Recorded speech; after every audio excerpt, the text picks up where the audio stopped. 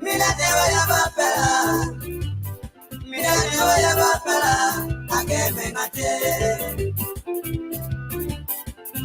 Voy a Jesus. Mira te voy a papela. Mira te voy a papela.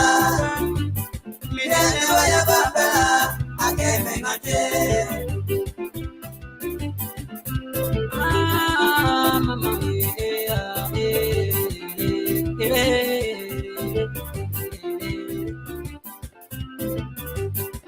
let me run away, I want you, girl.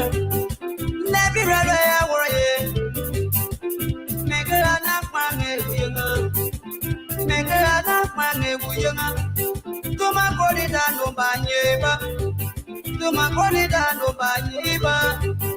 Immanuela Torangebo, Jana Wayang and away Yava Terrible. Jana Wayang and away Yava Terrible.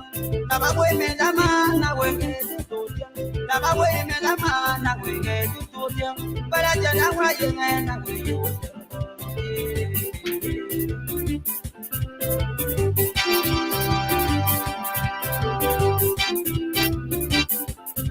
Mira, te voy a papela. Mira, te voy a papela. Mira, te voy a papela. A que me mate.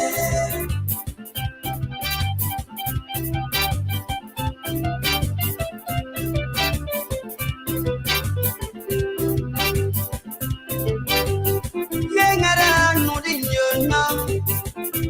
Yo konga sabaka na we. Jongwa never jodi. Jongwa na mbone jodi. Ma songa bona we ya mwaganye. Mina be apa jonga de plane. Kapala ko e yikele mo me we e ana. Problem na wo ye. Me mo no me nge anyon mo bronge. Digana prema to go lo aforka. Digana prema to go lo aforka. Ni ya nyabonge atulo ngade. Longo mo ngaye na. Longo mo ngaye. Ya longa mane jami. Ima longa mane jami. Ya mama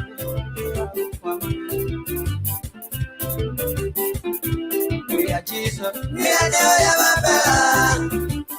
Mira te voy a papela. Mira te voy a papela. A que me mate.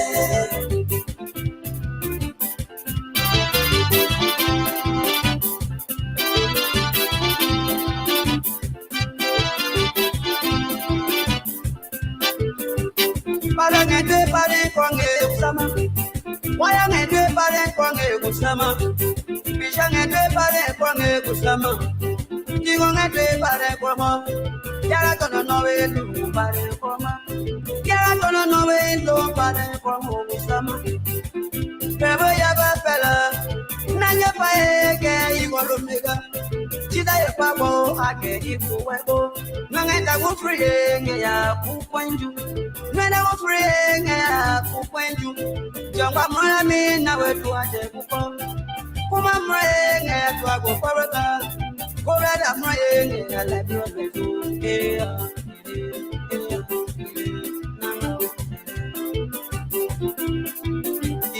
Mira te voy a papela.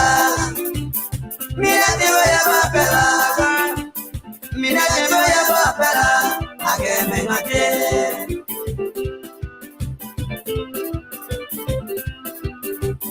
Mira te voy a papela.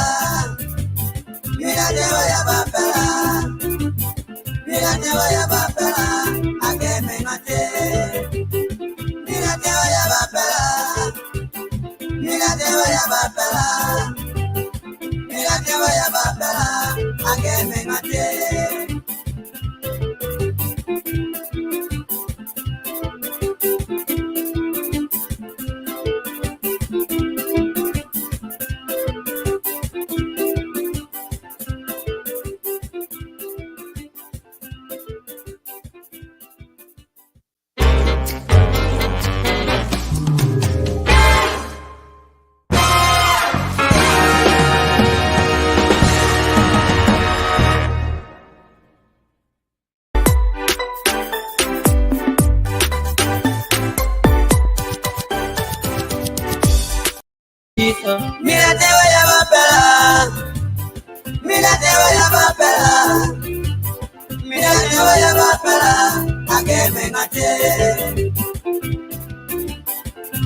Where Jesus, mira de vaya papela, mira de vaya papela, mira de vaya papela, a que venga te. Ah, mamá,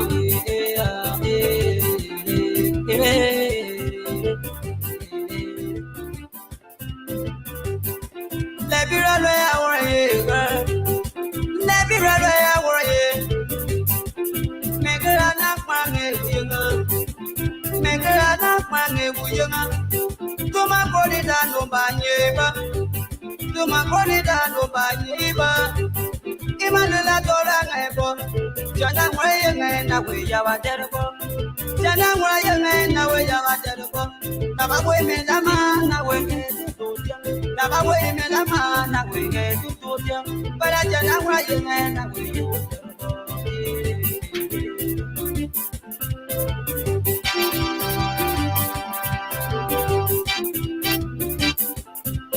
Mira de vaya papela, mira de vaya papela, mira de vaya papela, a que me mate.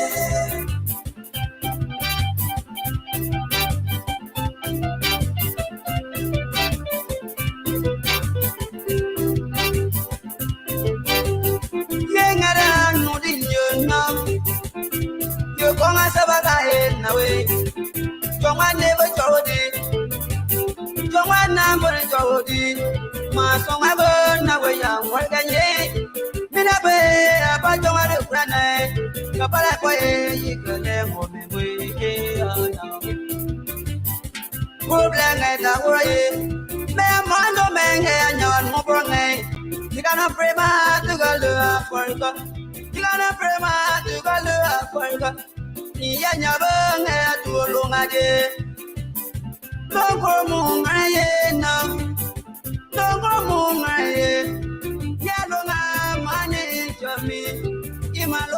right. Good evening, good evening. Welcome to the Liberia Public Radio. I'm Francis here, and so this evening we're taking you to Greater Liberia, that's Bon County, this evening. Welcome to the show.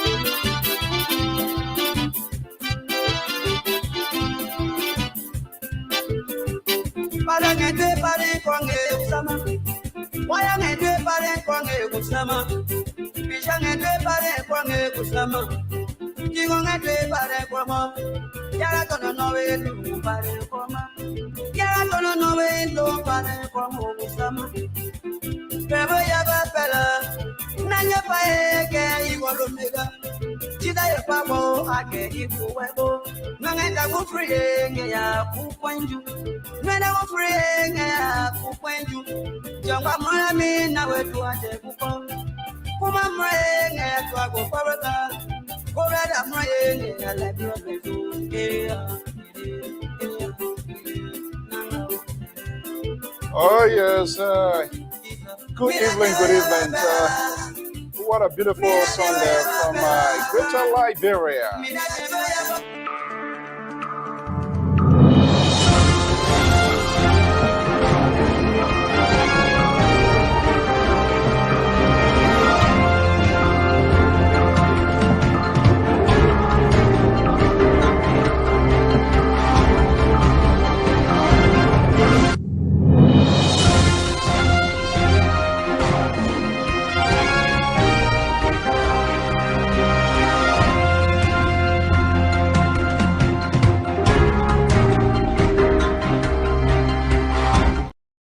Good evening, good evening. We want to welcome our viewers and listeners across the globe. Thank you so much. Let's do a little bit quick housekeeping here, of course, to give recognition to our friends, followers, and those committed people who are always here with us.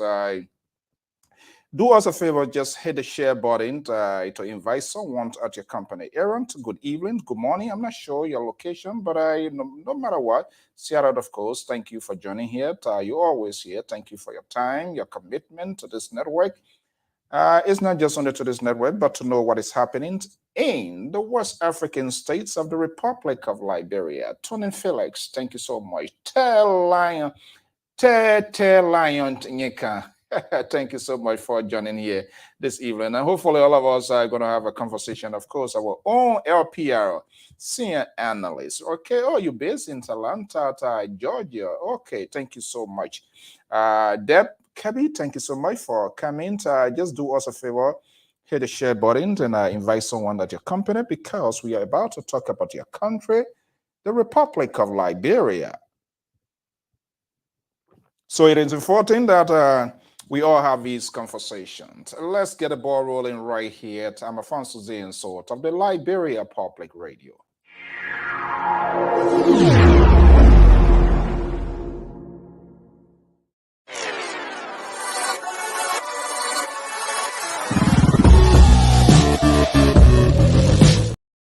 On the Liberia Public Radio and LPR-TV. Today is Friday. Taking the nice, easy, simple way of going. Some days you have to keep it neutral. Good evening. Good morning. Thank you for being part of today's talking point. As usual, this is what we sign up for, and you are in agreement with us. This is what you are here. Making the news proportional, fair, balance to keep conversations in our country going at all costs. Rain, shine, snow, whatever it is. We say thank you so much to all of you, to Lafia Curtis, Mr. Tice, Sonin, the Honorable William Congley, former lawmaker. Aaron, thank you so much. Lafia Liviati Curtis. Oh, let me not speak crying here this evening. Oh, they are Sonny. Thank you so much. By the way, you're going to hear the crying here this evening. This is getting serious, and we must all get involved into what is happening in Liberia. I am serious. I like to prevent crisis. I do not like to manage crisis. Liberian, we are not good at managing crisis. So why should we manage it? The best we can do is to prevent it. All right. So senior contributor Kato is here. Let me just bring her in here, and we're going to do a little bit of housekeeping right here. This is a tradition. We always like to make the news proportional. Oh, lady in red. Oh, my goodness. Let me not start trouble here this evening. Okay, Madam Koto Jala Balayans. Why are you in red too? Oh, well, but that was I can say lady in red. So why not just make the whole? No, I can't just do everything in red before. So and I borrow man. So I don't know. Maybe you borrow woman. So people from Lofa area that they let borrow business. Good evening. Your phone is muted. Good evening, Mr. So from my end, and good evening, good afternoon, good day to all of our listeners. Okay. Those that will be listening to us later. All right. Let's do a little bit of housekeeping here. Let's share some news across the West Coast from major cable news network, courtesy France 24. Oh, military junta postpones constitutional referendum scheduled for March 19. That's the danger when military takes over. Anything can change, anything can somersault overnight. When referendum now is being postponed by the military junta, you know the junta. So when the junta takes charge, the constitutions and everything, strictly. We saw what happened in Liberia. 1980 constitutions was suspended. The military, traditionally, the military runs some degree. They ain't get down too much of this something. When military take over, forget it. Him on right, him on left, right. Everybody got to put yourself in order. I believe there was a scheduled referendum that could decide some critical issues about the country. Now it's been suspended. No time frame is set. Ambassador to Roosevelt S. Dan walking coming here. I wonder he's contemplating joining us here this evening. I saw somebody shouting, I thought he was in Liberia. Who knows? Perhaps he's in Liberia. Oh man, Bebeto for fun and Abu, thank you so much. U.S. Security Council team arrived in DR Congo as violence erupts in the East. I don't know that. I don't know. This confusion, fighting. That's one of the other countries too on the side at DR Congo. At least 6 there in Nigeria. Train bus collusion. Oh, my goodness. Nigeria postpones elections to choose new governors after court ruling. More than 40 killed in suspected Eastern DR Congo rebel attacks. Oh, Lord. Let me put this here. Here we are. Those are some of the news making headline, courtesy of France 24. So we want to share this. Perhaps some of you have already gotten that as well. Some of you are already getting that as well. So, but it's always good to do this. Good evening. Welcome. I'm Afonso Z and Salt of the Liberia Public Radio and LPR-TV. This is what we sign off for. Here we tire, we put cold water on our face, and we just come right here. Sometimes it's so overwhelming. We want to put in early retirement, but then you will not get Social Security. So we got to keep the ball rolling. Welcome to the show. Thank you for sharing your morning, your afternoon, your evening with us. The Honorable Didi Tai Bali Tuosing right there from PA. Good evening. Thank you for joining us here this evening. We're going to be having some conversation here. Koto first hinted me that these opposition, they were meeting, and indeed they met. They now put their statement together. They now send a statement to the joint, I believe, joint house or whatever. I'm not sure what's going on here. At the end of the day, we want election. Milton Tiaje, is that somebody to even present something to the guy who said they can take bribe because they got to get away? So it's like, I don't know what's going to happen, but we're going to wait and see. We do not intend to be judgmental, but somebody was missing in actions in the interim. And I'm wondering what happens. I hold Jeniton Dulake and the folks that are supporting the ANC. This is a clear indication so that the train has left the station. No need for people to be there. All right. Good evening. Welcome to the show. As part of our network commitment to promote and to create an awareness, the media is not there to tell people don't go left, don't go right. Create a conversation. Make sure you have the conversation right. I do not in any way disadvantage anybody, give them equal opportunity to have their side here. I'm trying to find this from the Bunky Foundation. There's a very beautiful voter awareness. I'm trying to. Okay, let's place this here, and then we will come right by. Courtesy comes to Bunky Foundation. Let's roll this tape. Team Steve Bunky. It's Monatic on the beat. That decision to make can't let you tomorrow. Don't sit home, go and vote. Don't sit home, go and vote. That decision to make can't let you tomorrow. Don't sit home, go and vote. Don't sit home, go and vote. This is the time we can make use of. Yeah. This is the season that your vote can bring a change. Yeah. Your vote is in your hand. Your vote is your power. Don't sit home, go and vote. Don't sit home, go and vote. You will be frustrated. You will be disappointed. Don't sit home, go and vote. Don't sit home, go and vote. Think my children future. One vote can make a better. One vote is a power. No, one vote is a strength. Don't sit home, go and vote. That decision to make can't let you tomorrow. Don't sit home, go and vote. Don't sit home, go and vote. That decision to make can't let you tomorrow. Don't sit home, go and vote. Don't sit home, go and vote.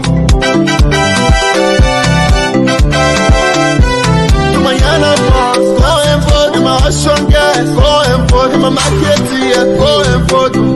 Don't sit home. Let's go, Mama and Papa. Don't sit home. Go and vote. Let's go. My favorite rider. Don't sit home. Hey, that's it, drivers. Go and vote. Take care riders. Don't sit home. On the table, people. Go and vote. Hey, go and. Let's go to my Yana boss. And my Russian people. Don't sit home. In my market here. Go and vote. Oh, my and Papa. Go and vote. Man,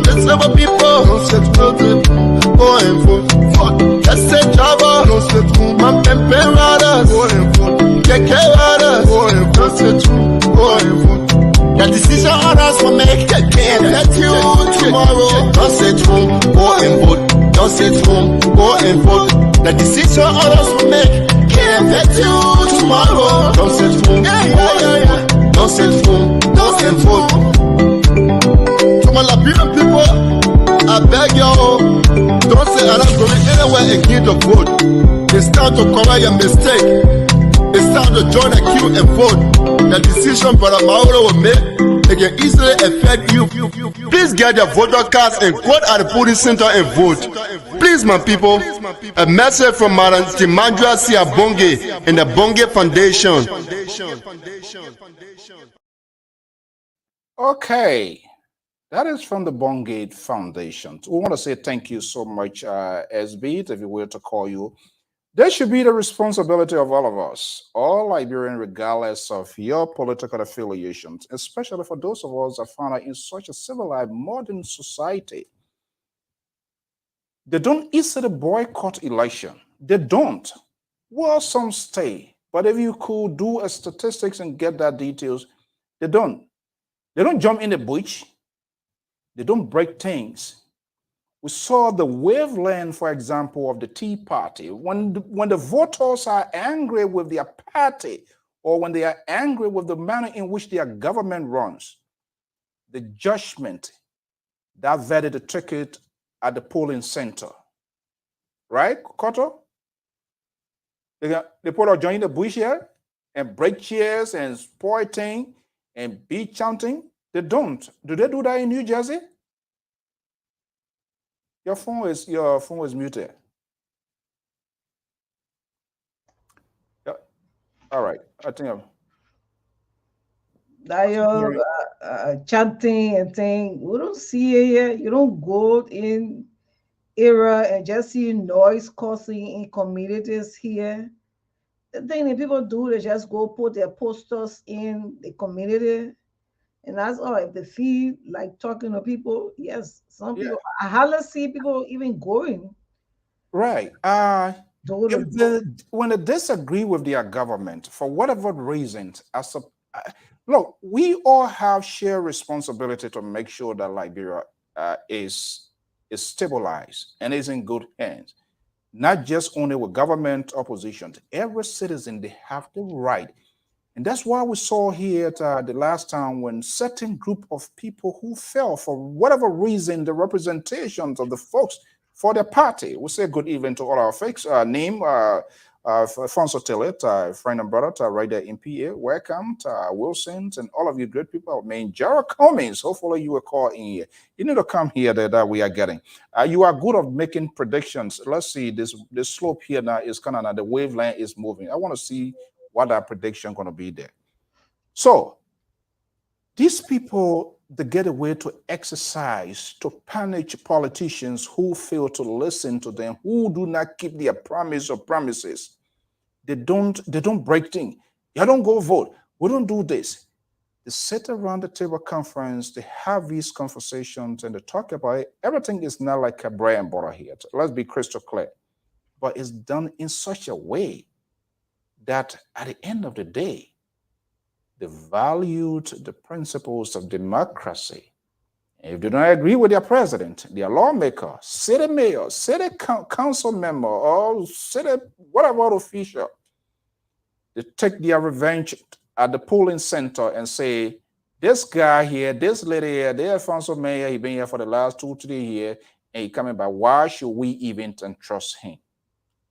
That's where they go, and the judgment is made. And when the judgment is made, there is respected, is honored. So I think it is all of us. You know, people when they on that time they can be calling and things like that. They weak are not taking pay, so why?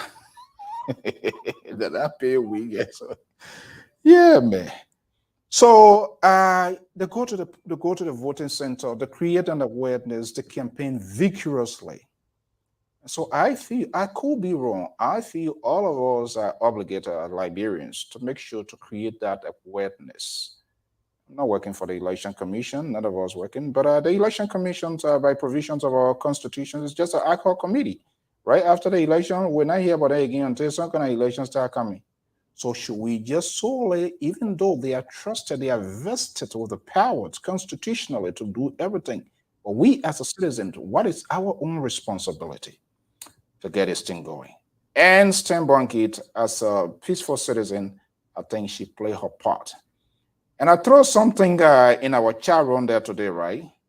And later on, I think the fire catcher there some kind of way. But I think we are all on an obligation to do this. I want to encourage most of our followers, our viewers, no matter where you're from, the only thing that we're not going to play is more or less a campaign type. But any statement, any video, self-recorded video of a peaceful process, encouraging people to vote or whatever it is, you can do that self-recorded video and send it to us. We can do it. If you want to run, play your party, something that one, a different thing that CAPA going to involve. So in that same token, I like to take the bull by the horn. I throw it out there and say it's an optional, guys. So our analysts, we are from different ethnic backgrounds, but what we have in common is the Republic of Liberia. We all must have the responsibility to talk to our people. Whether they want to or not, our job is to explain to them. So yeah, what I did this evening here, Koto, please, and the listener follower, do not laugh. It's a serious business. Let me see here. If it's not good, I can still try. But let's have a little taste of what we did here. Jeunesse sociale, adéquence, l'union fait la force, hein? Bon, Vitola, voyons plein bas. Commandant Timoléon, l'été, les mots dit mon nom. Our Chloromi, Chisiache, 9 points go. Enotia time, Ulonoa, Alwan Ulonoa, a clan be. C'est it mo, enotia time. Na blinyo club, on y a America ke, on y a Europe ke, Asia ke. Espero on y a abli, dabida. Namon na lo, mo ruo, mo jurofa o. Mo wara ainenu efanso so. Sorop gaya choson tainwe. Amba ainenu sianso. One pin aso one, one sianso. Ande ainenu sonlu, also ba son do squaya. Tuko aja mawe ekwa blodei. Fo de adiga blo an. Mo poni na mo efo. Se mo tie woto o. Dia se amon deblo. De bloquer an. Po fo de jagie. Mon wa blo ajo yan a poni na yefo. A chia no kwiwe. Po desu bipo on wa blo ajo yan. No wa mu fo an. De fo an, de wa si yo sawe yo. Un ekradi yo. Un ja to, un ja chiao. Po nyo se debo nuwe. De fo an, de wa do fo an, de wa si sawe yo. E se kanwe, mo ejon defo, mo bojon defo, ese mos ko ibla. O apon debo yan, wa me mo we ji, we mo lo sia. We can for one day, we would be tea. Tiwa ma blade we an. Po dublo a kawaman the front we for. Yeah, bokanwe. Eke se fo. E kom la ke an de je we. Info wa sons gas ma de je we. An bloa konti wa sa o. Bloa konti wa sa o. Info no nu ye kwale yo. Bo se na we der wo. Ba juro ga ke ya won. Inse fo wa ma fo uru wa ma bla ni awuro. Nyokro wa ma tawi si yan o. So boka no se fo po nyina ye fo. Abli nyokre gbe e kon po abli ruo. Aba modi yo. Ablo awe konti ya sa o. Ase kia ipon o. Ase to ipon o. Fo po nyina ye fo. Aju ye no kuiro luble la. Ola wan wulo nyon akren gbe. Osi afo wan do ne. Wa ma fo we do ne. Yeah, aja ponyanya akwa mo Lucia. Mo efo, mo ablokonte ya sa, ablokonte ya sa. So mo ni ale grandi de. Mo ni ale tainwe, mo ni ale bason, mo ni ale pro, mo ni ale bo. Mo ni ale chien, mo ni ale kwinembo. In wa kran ju tainte aye. Po ni na ye fo. Boka nwe, mo wa fo de anson si adi na o, anson ni adi yo, bwanche iboya o. On se fo wa ma fo anti wa ma bla ameke nwe o. E kwa sigati nye we ansi ama ro. A blokonte ya sa o, aba mondi yo, ate mawri yo. Ne wumble ya bla de mo we lo.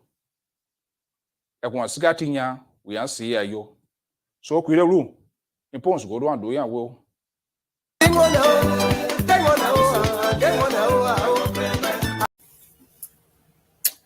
I am Afonso Zienso of the Liberia Public Radio and LPR-TV. We want to thank many of our viewers and listeners for following us, for keeping with us. Despite of some of our talking points, historical, political disadvantage, but yet and still you believe in us. And this is why you are always here. Without you, we can't just do it by ourselves. And so we are very, very much grateful of your commitment to this network. It is still incomplete. We have a lot to go. And I want to say a big thank you to all our senior analysts of the Liberia Public Radio. We started at a very low pace from the district level, transition to a county level, and then we took a second thought, why not be inclusive into the political conversations in Liberia? And that's how this name Liberia Public Radio came about. And here we are today. We have great sons, daughters, professionals, scholars coming on board to make this network to be what it is. It is remarkable. Cece Goyle from Minnesota, the liberal cause in Minnesota politician, brought a lot to the table. And then it was just by coincidence. One of our programs just, placed in a call, and I just told him out of the sudden, he came on and it was amazing. Right there, it captured my imagination to the extent that the legendary journalist in Liberia who listened to it say, hey, you need to go after this guy. And when I went, he came with an open mind. Here we are today. Not to mention Dr. George Toto. I placed a call. It was very timely. Like, I've been spending trying to check around as well to get back to the community. And I've come to realize LPR is the network to be with. Koto, Jalat, Balayant. All of these people called in and they all say, we coming on board. They are giving. We are not giving to them. They are giving to this network. That's the interesting thing about it. Wilton Keto, the guy from the Constitution State, pro-GOL supporter. I mean, the same way. Amos George, he's a guy being from day one as well. His commitment from the far right, but, they said there's no babu for a child, but he's a very good guy, and they are all being committed to the process. You have Dr. Turanka, Truth, knowing, hosting Mandela Cohort, we got in touch with Dr. Turanka, and she becomes now the analyst of the Liberia Public Radio. Otelia Joy, Malik Jones, the list goes on. Not to forget the liberal progressive, the most ridiculous guy on this network, but he's still hanging in there. And so we are getting there from where we started from and where we found ourselves now. We're seeing a significant progress being made, and strictly we are keeping to the point of the conversation. It's all about Liberia. We say thank you so much for being a good follower and committed member of the Liberia Public Radio.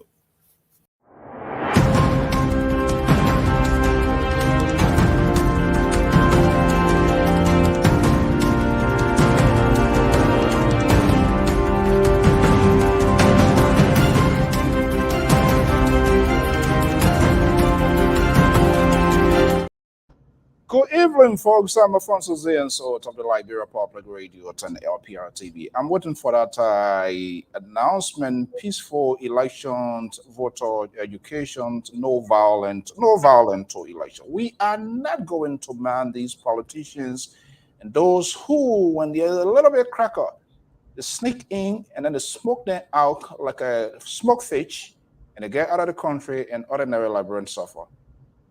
I was in that country. I didn't cross no border so easily. I was there when the president was captured, when the president was killed. It was a little hell to get out of that country. And I know how being a refugee, the world got a good and bad side. But we all have shared responsibility to make sure that peace prevails in that country. In modern society, they don't take cognizance or whatever acts or whatever you want to call it. Their vengeance is at the polling center, and they teach their politicians lessons. Say, you know what, the 12 year, the 6 year, the 2 years we gave you, you did not live up to that task. And so it is time for you to go. That's how they do it. And we need to be pushing that message as well. Kotot, good evening. Welcome to the show. So, stand her commercial there, that's very touching, it's capturing, and we need to do that if we want our country to be at peace. What? People you boycott when they vote, whether you agree, you not agree, their decision, you're not going to change anything. So why not make you to be part of the process? Good evening, welcome to the show. The man from the far right is here. If you are joining us, we say thank you. Just hit the share button. You are on the official news outlet of the Liberia Public Radio. And the conversations is about to get underway. But quite interestingly, this week, let's see, do you have any special thing on your plate? I want to dive into this opposition meeting, presenting whatever petitions, resolutions, and all of that to the lawmakers. As we speak, it's still hanging in there. Whether they even have the fundings to execute the election properly as it should be. They've been going in there, coming out. They are accountable. They are the one to make some sort of provision. Even when the budget goes there, they know, they are aware they're going to be an election this year. What did they do? They're having fun time. They're having great time. They ration money among themselves, forgetting to know that this year going to be elections. Nothing much was done. I'm not sure whether we can just dash this wholly and solely on the executive branch of government, to be frank.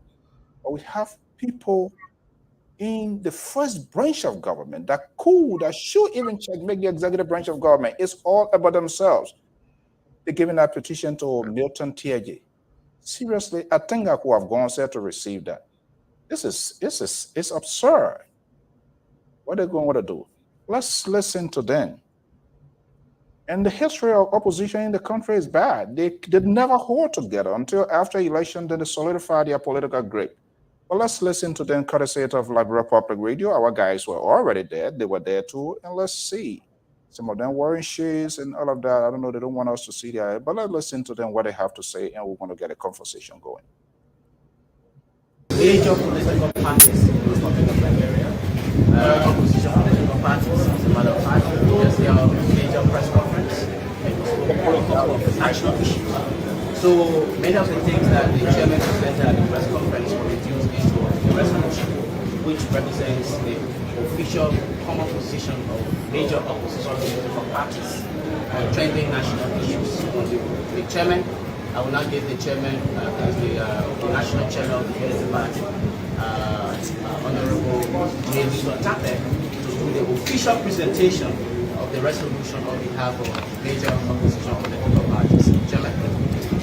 Our distinguished senators and members of the fourth state, today we have come as opposition bloc to bring to your knowledge some major trending national issues that we feel that must be given serious attention. Today we held a press conference at the Unity Party headquarters where we have more than 7 major opposition parties represented in that press conference with a resolution and a copy of our statement. And today, we want to present that to our noble senators because we know that you are in the people's house working for us. ensuring that the peace of our country is paramount and is protected. And if these issues are not giving credence, they may have a propensity to create some havoc which we don't want. And we believe in your wisdom that whatever we have said here in these write-ups will be implemented to prevent any kind of difficult problem in our country. So here is names of political leaders who signed this resolution. Ambassador Joseph Nima Boyka, the Senate bearer and the political leader of the Unity Party. Senator Nyabli Kanga Lawrence, the political leader of Liberty Party. Honorable Regina Goodrich, the political leader of Rainbow Alliance. And Honorable Benina Yuri, political leader of All Liberian People Party. Then the political leader of Movement for Democracy and Reconstruction, Senator Jeremiah Combs. The political leader of Liberian People's Party, Councilor Sharon Gonglo. The political leader of Vision for Liberian Transformation, Honorable Jeremiah Wambo.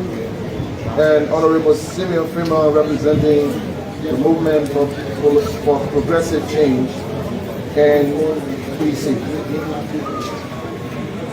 I present to you this resolution and our deep concern in the statement that was read to the Liberian people today. Thank you very much, Senator.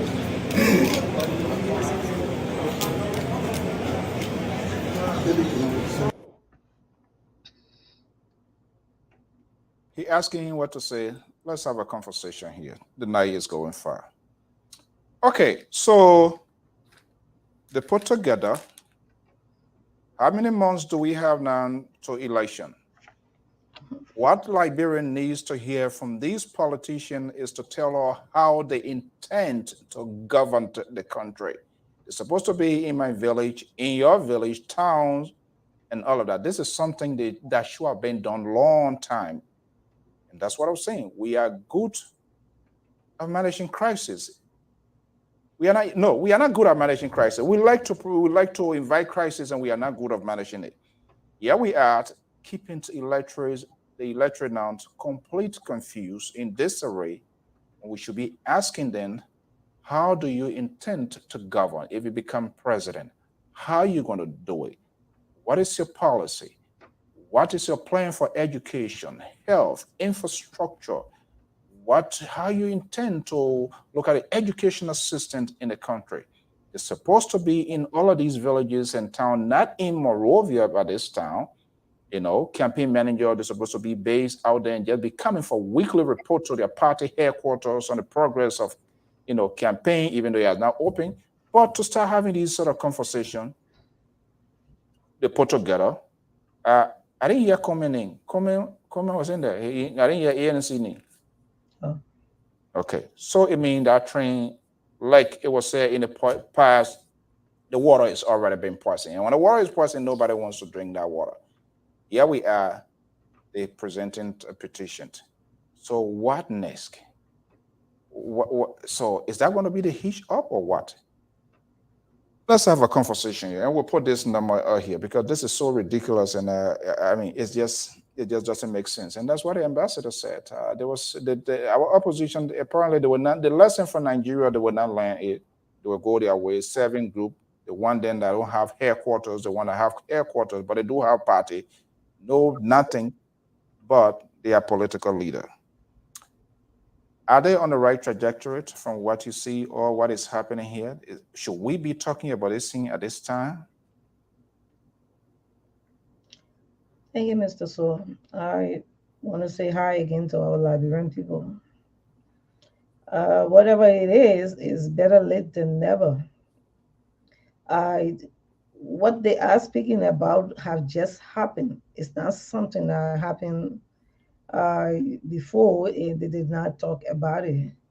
One thing I heard in the, I think their resolution was they talk about the censor they they are saying that the censor is controversial and it is not trusted, and based on that, they want the House or representative or senators look into it to make sure that the right thing is done about it. And I think they send the petition also to NEC concerning the election, uh, the censor.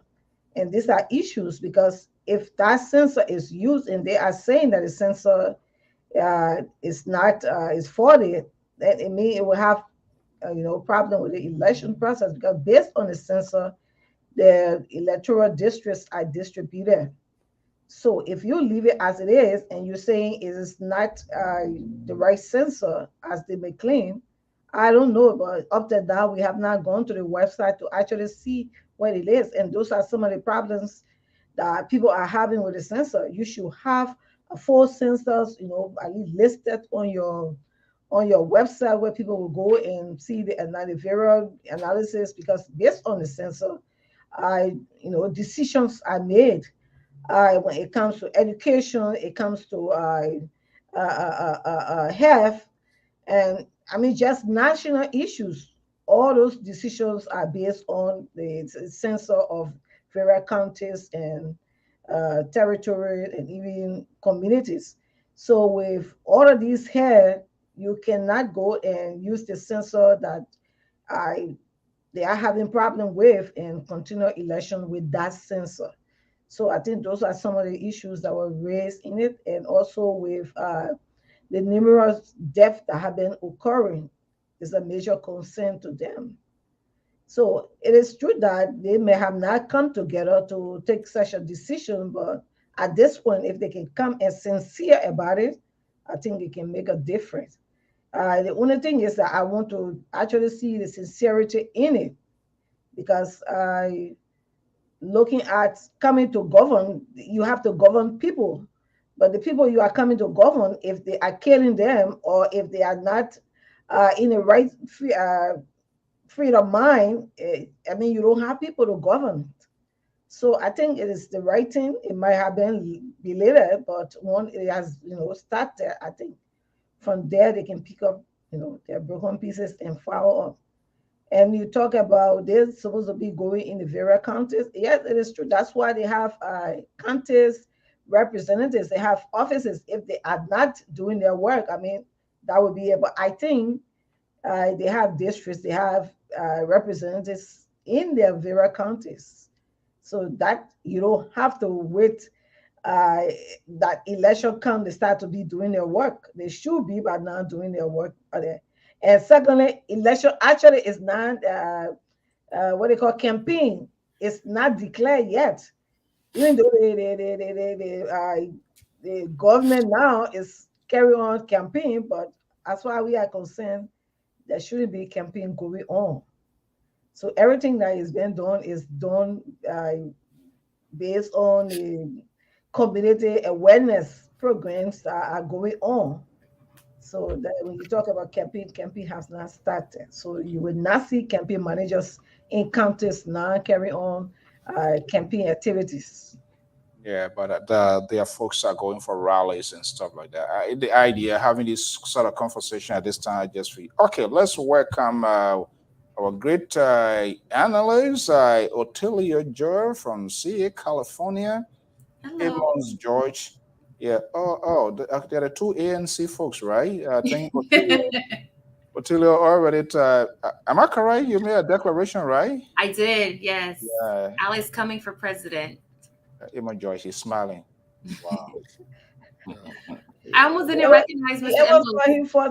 That's why he doesn't fall to OJ, but it's only me. I rather. You want me in two places at the same time. One for with Boyka, one for with Cummings, so they not trust you. The thing is, I'm saying Kume go for vice president. I'm not laying one side. You see, don't say it like that. Let me see what I said. I want for Kume to go as vice president to Boyka. You come and wake up at George this elite conversation. Okay, guys, good evening. So welcome. Today is Friday, TGIF. Thank God it's Friday. Everybody looks great as usual. Every day it's trying adding, and we say to all our folks watching, we say good evening, thank you, good morning for sharing your evening with us. Amos George is here. Otilia Sese is on another obligation. He want to be joining us here. Hopefully, Dr. Toto, the man from the Constitution State as well here. Okay, Pa George, let me just bring you in here. 4, 5, 6 political parties joined resolution petition the first branch of government. Variety of issues concern being to raise. Your party is not part. I didn't hear ANC name mentioned that. So it's like this whole thing here, no need to get this whole thing. No need of having this sort of conversation. The train already left the station. What you make of that joint resolution, joint resolution from those political parties? What sort of plan thing? Is it organized? Or do we see authentic, or they just like let's make up the number and go because we disagree on something? But they, at the end of the day, put together, or do they just have doing this to fight a specific goal or mission that they are on to get attention? Yeah, I think it's what you call political parties coming together to address issues that are affecting the people and the institutions. So that's what happened. It's not an merger or something. It's just group of political parties coming together, say, let us present a statement to the national government as we perceive in the direction which is going is not necessary. So we have to come to speak with one voice. So I think this is 7 parties got together and drafted a resolution. So it's a good thing because they're not talking about merging or this, it's just cooperating, agreeing on one issue to present it to the government. So that's a very good thing. And it's not very late because the issue they're raising is pertaining to center around elections and the continual killing, unexplained death in Liberia. So they're just trying to reinforce what is happening and to call lawmaker attention to this censor because it had not been officially put out there, but the preliminary number that they're releasing, I think everybody finds it to be somehow troublesome. So that's why they try to bring it to the attention of the stakeholder in Liberia. Because as I seen and continue to say, this election in Liberia will be like Nigeria. The way I see things going, it will be like Nigeria. When you say it will be like Nigeria, are you conceding to President Weah now, or what? No, I'm not conceding. But the process, the way this thing is going, it will end up in like Nigeria. And that is my fear. Sometimes when we see anything, some people don't look at it, they say, hey, but the pattern which is taking a little bit different because Nigeria only had all the resources. But look at what happened. And what the government did, they changed it to the court. The election commission tried to watch ahead and change it to the court. I'm speaking from the last election we had. It went to the court. The court said, well, there was irregularities, but it was not enough to overturn the result. That was the Supreme Court decision. Mm-hmm. Now, this cycle is coming again, and things are not falling in place. Maybe, I don't know, the commission went to the Senate yesterday. They could not explain something, the Senate had to tell them to go back. And I heard the commission saying, Chairman, I think the gap, I think 4 million have been disbursed to them. And estimate cost is around 60 million. Where are they going to get that money from? So the partner had given some money. I think the US government, I think, donated, I think that money they gave, I think 20 million supposed to come to Liberia. So, but what the government is putting in, these are things some are saying that, hey, this election would not be free and fair. And that is why now the oppositions are calling on the stakeholder to start to look at this thing here. Because, hey, I always say, people say they don't want trouble. But many times when people rights have been infringed on, That's where the trouble comes in. Okay.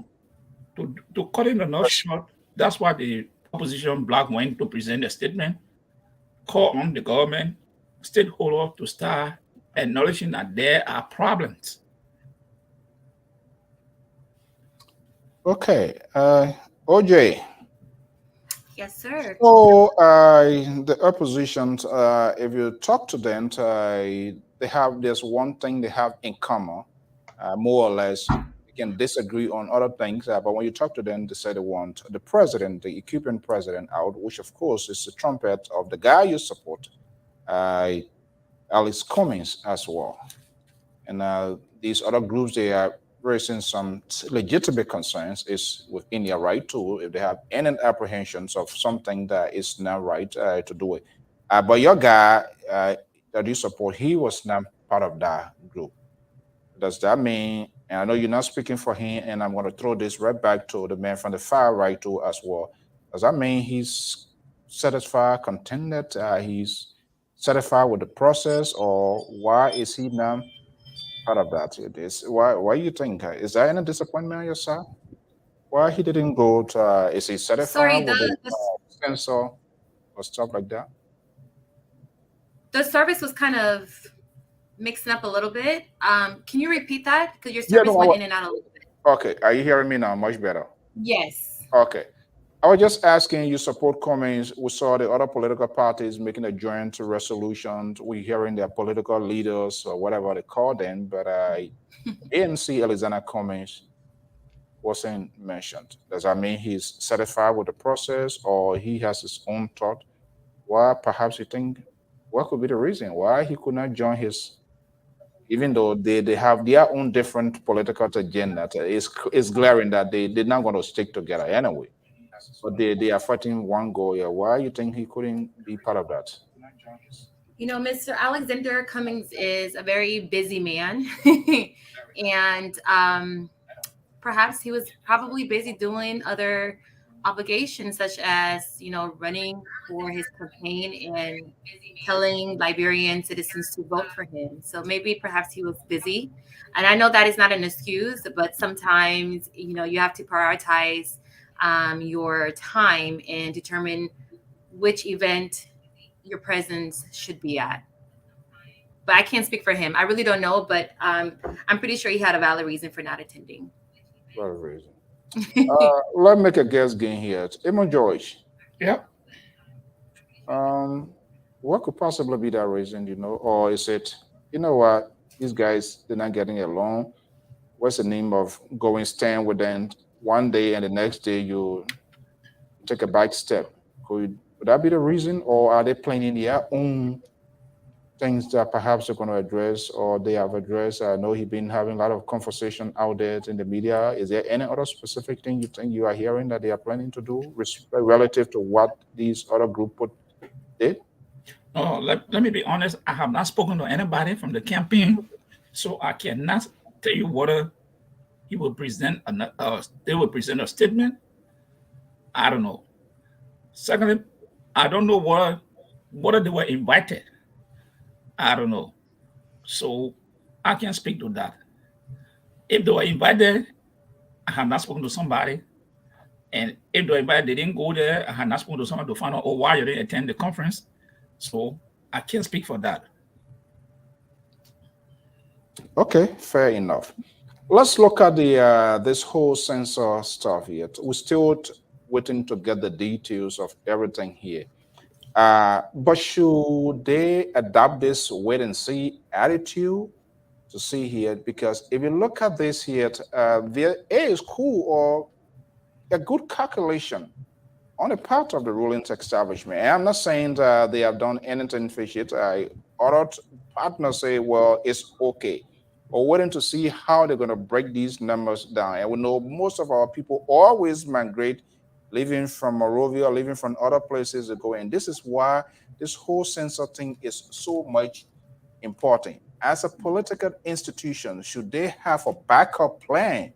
Because remember, what is happening now with the CDC and at this point in time, looking at the numbers coming from the southeastern side, which from past history is a stronghold of the president that we can say, then CDC really doesn't need NEMA County to take to the finishing line. If those numbers and everything remain constant as we are talking about it right now. So should they wait to say, okay, we'll come to a full resolution? Are they going to do sensor all over? What's really going to happen? So what should be the contingency plans of these oppositions in order to chip into that, to undercut what could take place come October very soon? Should they wait, or do you just start putting boot on the ground to start doing a little Jehovah Witness type, or they're going to be doing court system now, and then at the end of the day, before we get to note election time? Thank you, Mr. So. And I think this is where now the initial process have started. And I think they should, like I said, if they mean it, now they start to push it. Because if you insist, if political parties insist that the censor should not be used, definitely it should not be. Because they are saying if they cannot do a better censor than that, then that censor should not be used for this election. What specifically are they proposing? Use the last one, or just what are they? Yeah, according to what they stated in there is that they go status course, and then they can later settle about the censor. But for now, that censor as it is not acceptable to them. But you and I seeing it, if there is some switch in population, it's just not focused in a particular place. It should take place in the whole of Liberia or in the hinterland area. But if you see the interesting area for the leadership is the only place that the increment is done, and the rest of the area, then that's where we go. What yardstick is used? Is there anything special about the areas that population increasing? What we do not even know here, not to interrupt you, is qualified voters. That tabulation has not been in place. Exactly. The whole of regions out there is being further with refugees from Ivory Coast and all of that. Are they still there? Are they embedded within that number? We need to see the raw numbers of qualified registered voters. Even if there's an influx, the time the influx was expected is not now. We know when the influx were had in the area. And besides that, since the influx, there are people who are returned to their various areas. So what the influx is coming from? Even if it is a birth rate, are you telling me that they are? Let's assume that they were, the number there are kids, or they have. Are you telling me that they are born in those areas more than other counties? I haven't foremost from NECSM making that speculation, but I think So we want to see these factors, and that's why the delay to bring up the censor results, so at least we can be able to read them. And when we know whether they are kids that have been born or they are refugees that are inflating the figures, then we know exactly what the judgment to be. So, but until then, it's controversial at this time. OJ, you wanted to come in? I'm wondering too. Yeah. I'm wondering too. What are they doing their own inside work to check? I mean, like the oppositions, if they do, if and only if they have representatives in those places, are they doing their own inside work to get a sense of what's going on, or that I don't know? You want to say something? Before go to sorry, OJ. There have been tip of people who work with a censor, and they got a tip on them how they inflated these figures. So that's where the problem is. There's a tip on it that we're calling existing right now. So I mean, those are things that when you see, it kind of rings bell in your ears. Okay, yeah, OJ, go ahead.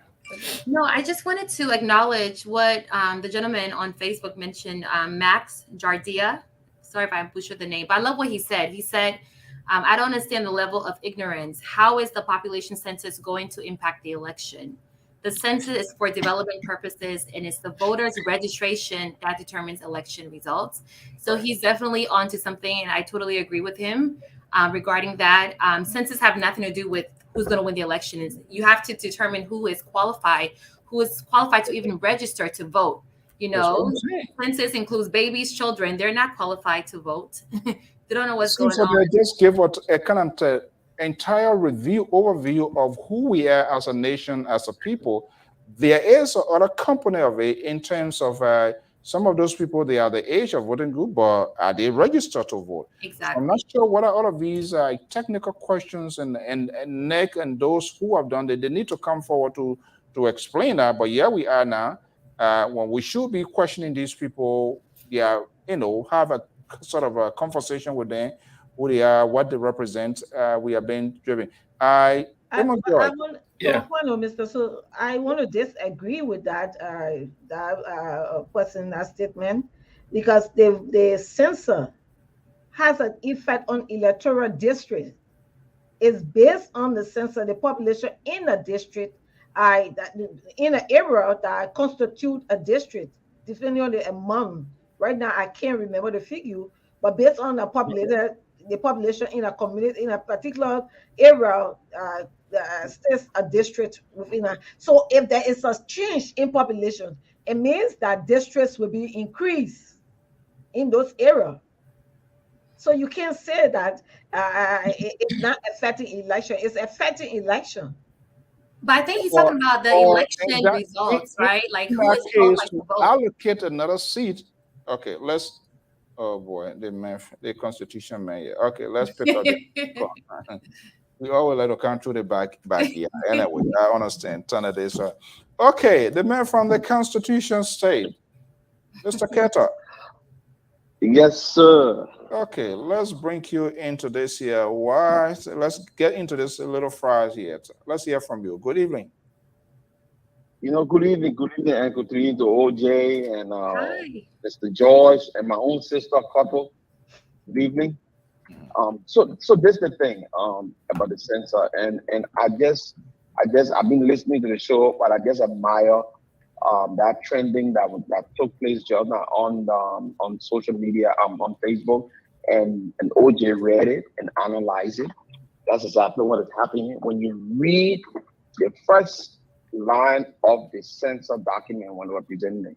They say the censor capture the total number capture citizens as well as foreigners in the country.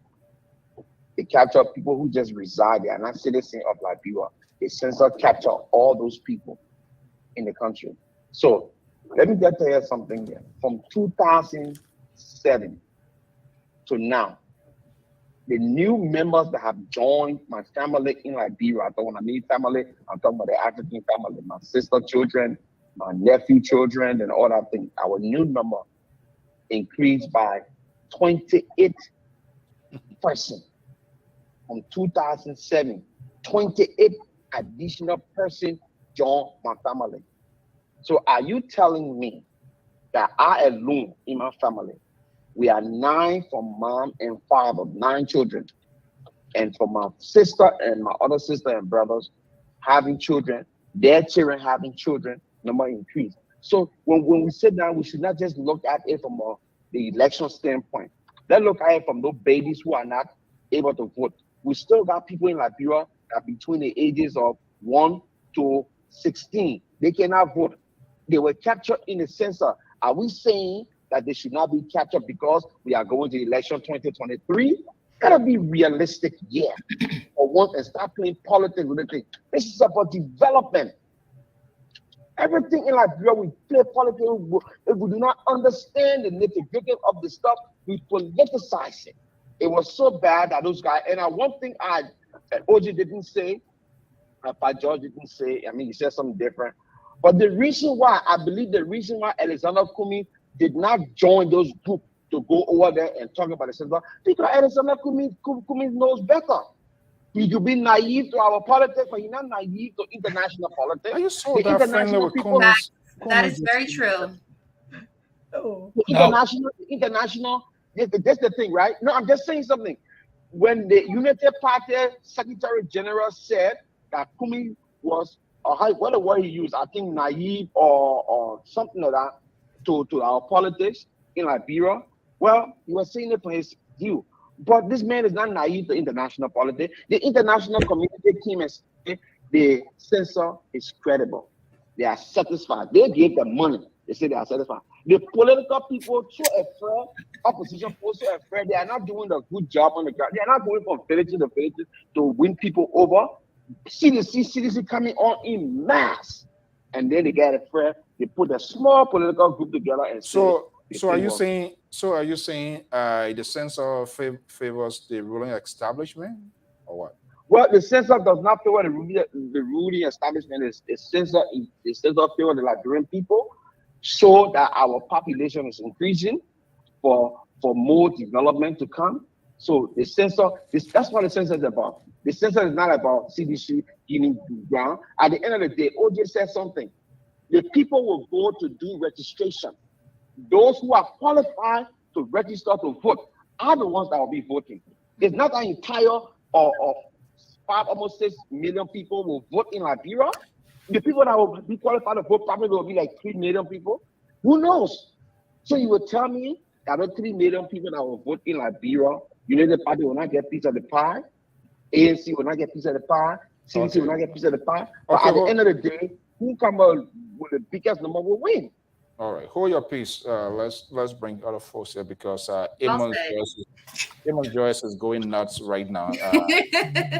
By George, yeah, does he have an argument? And that's just exactly what we are saying. So we yet to know all of the details. Censor to give us the update of the country, not necessarily registered voters. You can be a citizen here. If you don't register as a voter, you're not going to vote, even though your name is embedded within your district or in your town or whatever here. So I'm wondering here, have they gone through all of these conversations and there's some sort of black and white being put into this for which we are getting to this sort of conversation? You know, Mr. So, Kete is entitled to his opinions. His opinions are not facts. Censors are used for censors are used nationally for the development of the country. Now, part of that process has to do, we are not going to election. That has to do with election. Now, the censor, if you tell me, last censor you had 30,000 people in Grand Crew. 10 years, they are now 40,000. You have to give me the breakdown of that 40,000 in each district in that county. How many districts in that county and how many people in each of those districts? You have to break it down. Based on that, the election, I think, a district, I think, if I'm not mistaken, I think it should be 10,000 or so. So if that district is going 15,000, at least 10. So yes. So if that district going to 20,000, that means that district should be split. And only the election commission can decide that based on the census number. So you cannot divorce the census from the election. Okay? That's how people expand districts. That's how people create different counties based on the census number. And the election commission will have to do that. So there's a whole lot. You have to get the total birth rate in that county, in that district. You have to give it. Gender, man, woman, children. Foreigner will be counted, but those people will be separated. The number is supposed to be there. And then he talking this. What is in that county that have made people to migrate there within that short period of time or the span of 10 years? What is that attracting the people there? We have to know these things. Second, you don't want people to go gerrymandering district. That means you take two districts and put them in one district. You pack a whole lot of people in one small district. That's gerrymandering. You take a whole group of people. You put them in one small district. The district is small, but it got a huge number.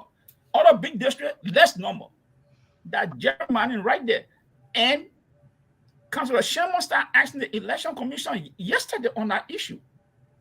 They took, I think, 4 districts or 2, put them in 1 district, and they say everybody now will go vote in that day. And the issue is, the person from a different district, how can they leave and go vote in a different district? They have packed them in 1 area.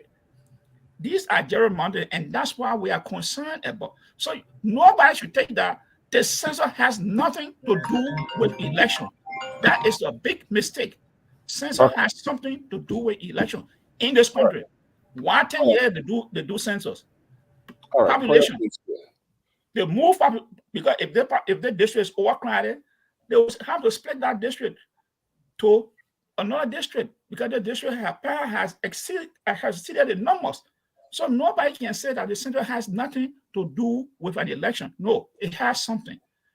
That's why districts are created based on the census in every county and in the country. Okay. So, all right, Carter. So it's not coming no better. It is not going to have spoken about the census. Maybe Mr. Kete is not following Mr. Cummings. He had questioned the census.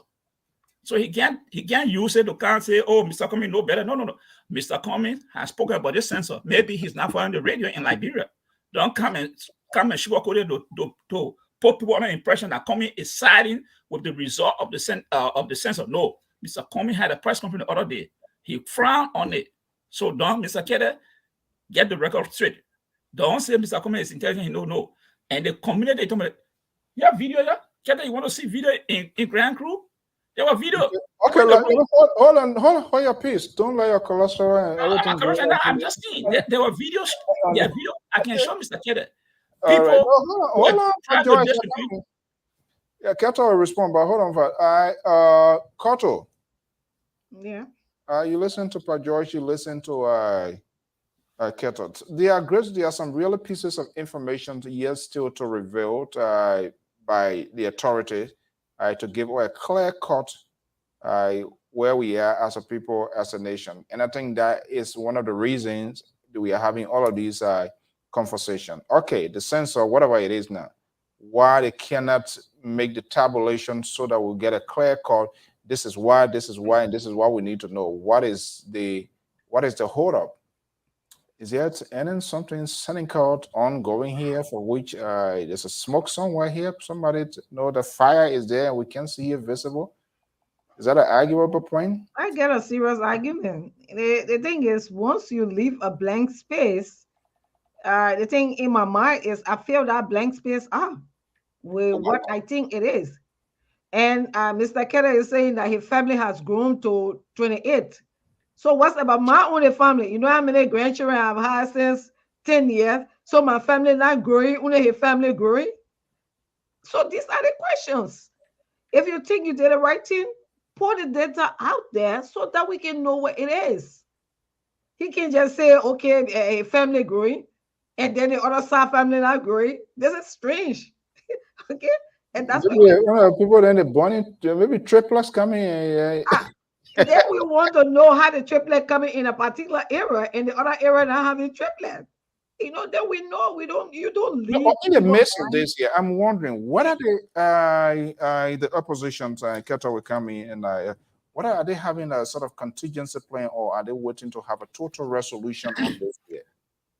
Mr. So the under contingency plan, the opposition can take the census to court the bureau to produce the raw data to compare it.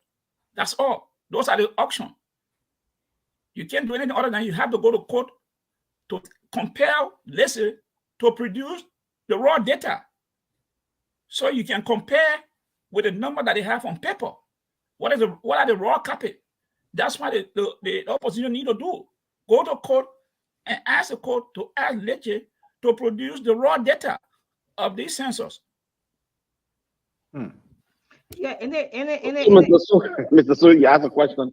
This is just delayed tactic, but at the detriment of the opposition. You know what I'm saying? Because at the end of the day, let's look around here.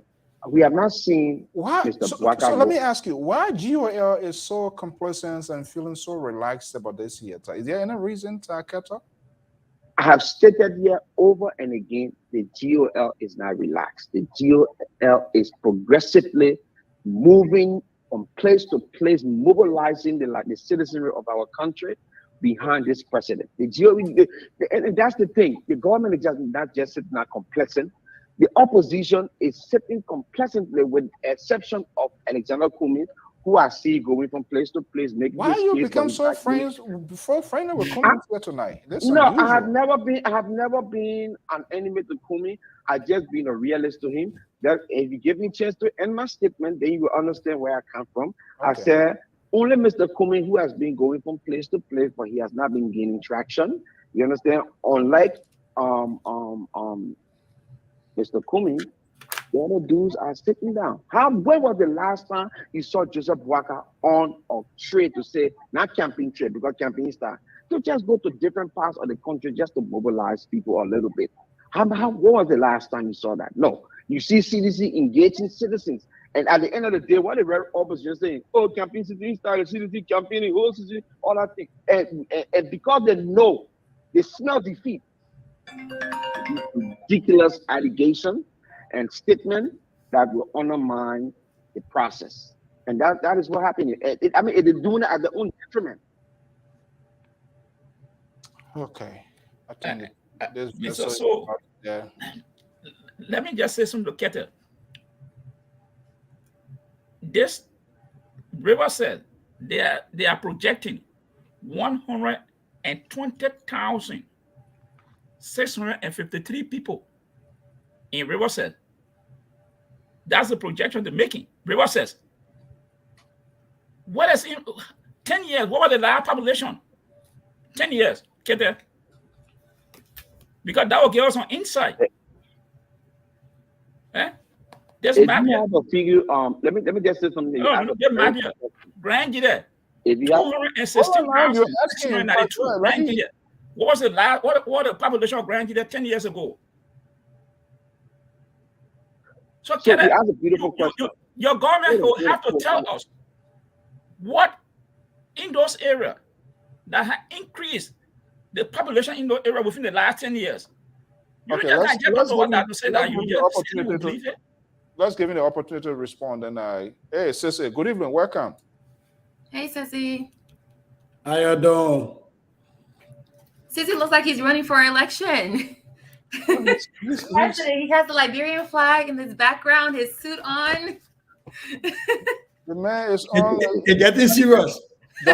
He's on the progressive, under the wing of the progressive.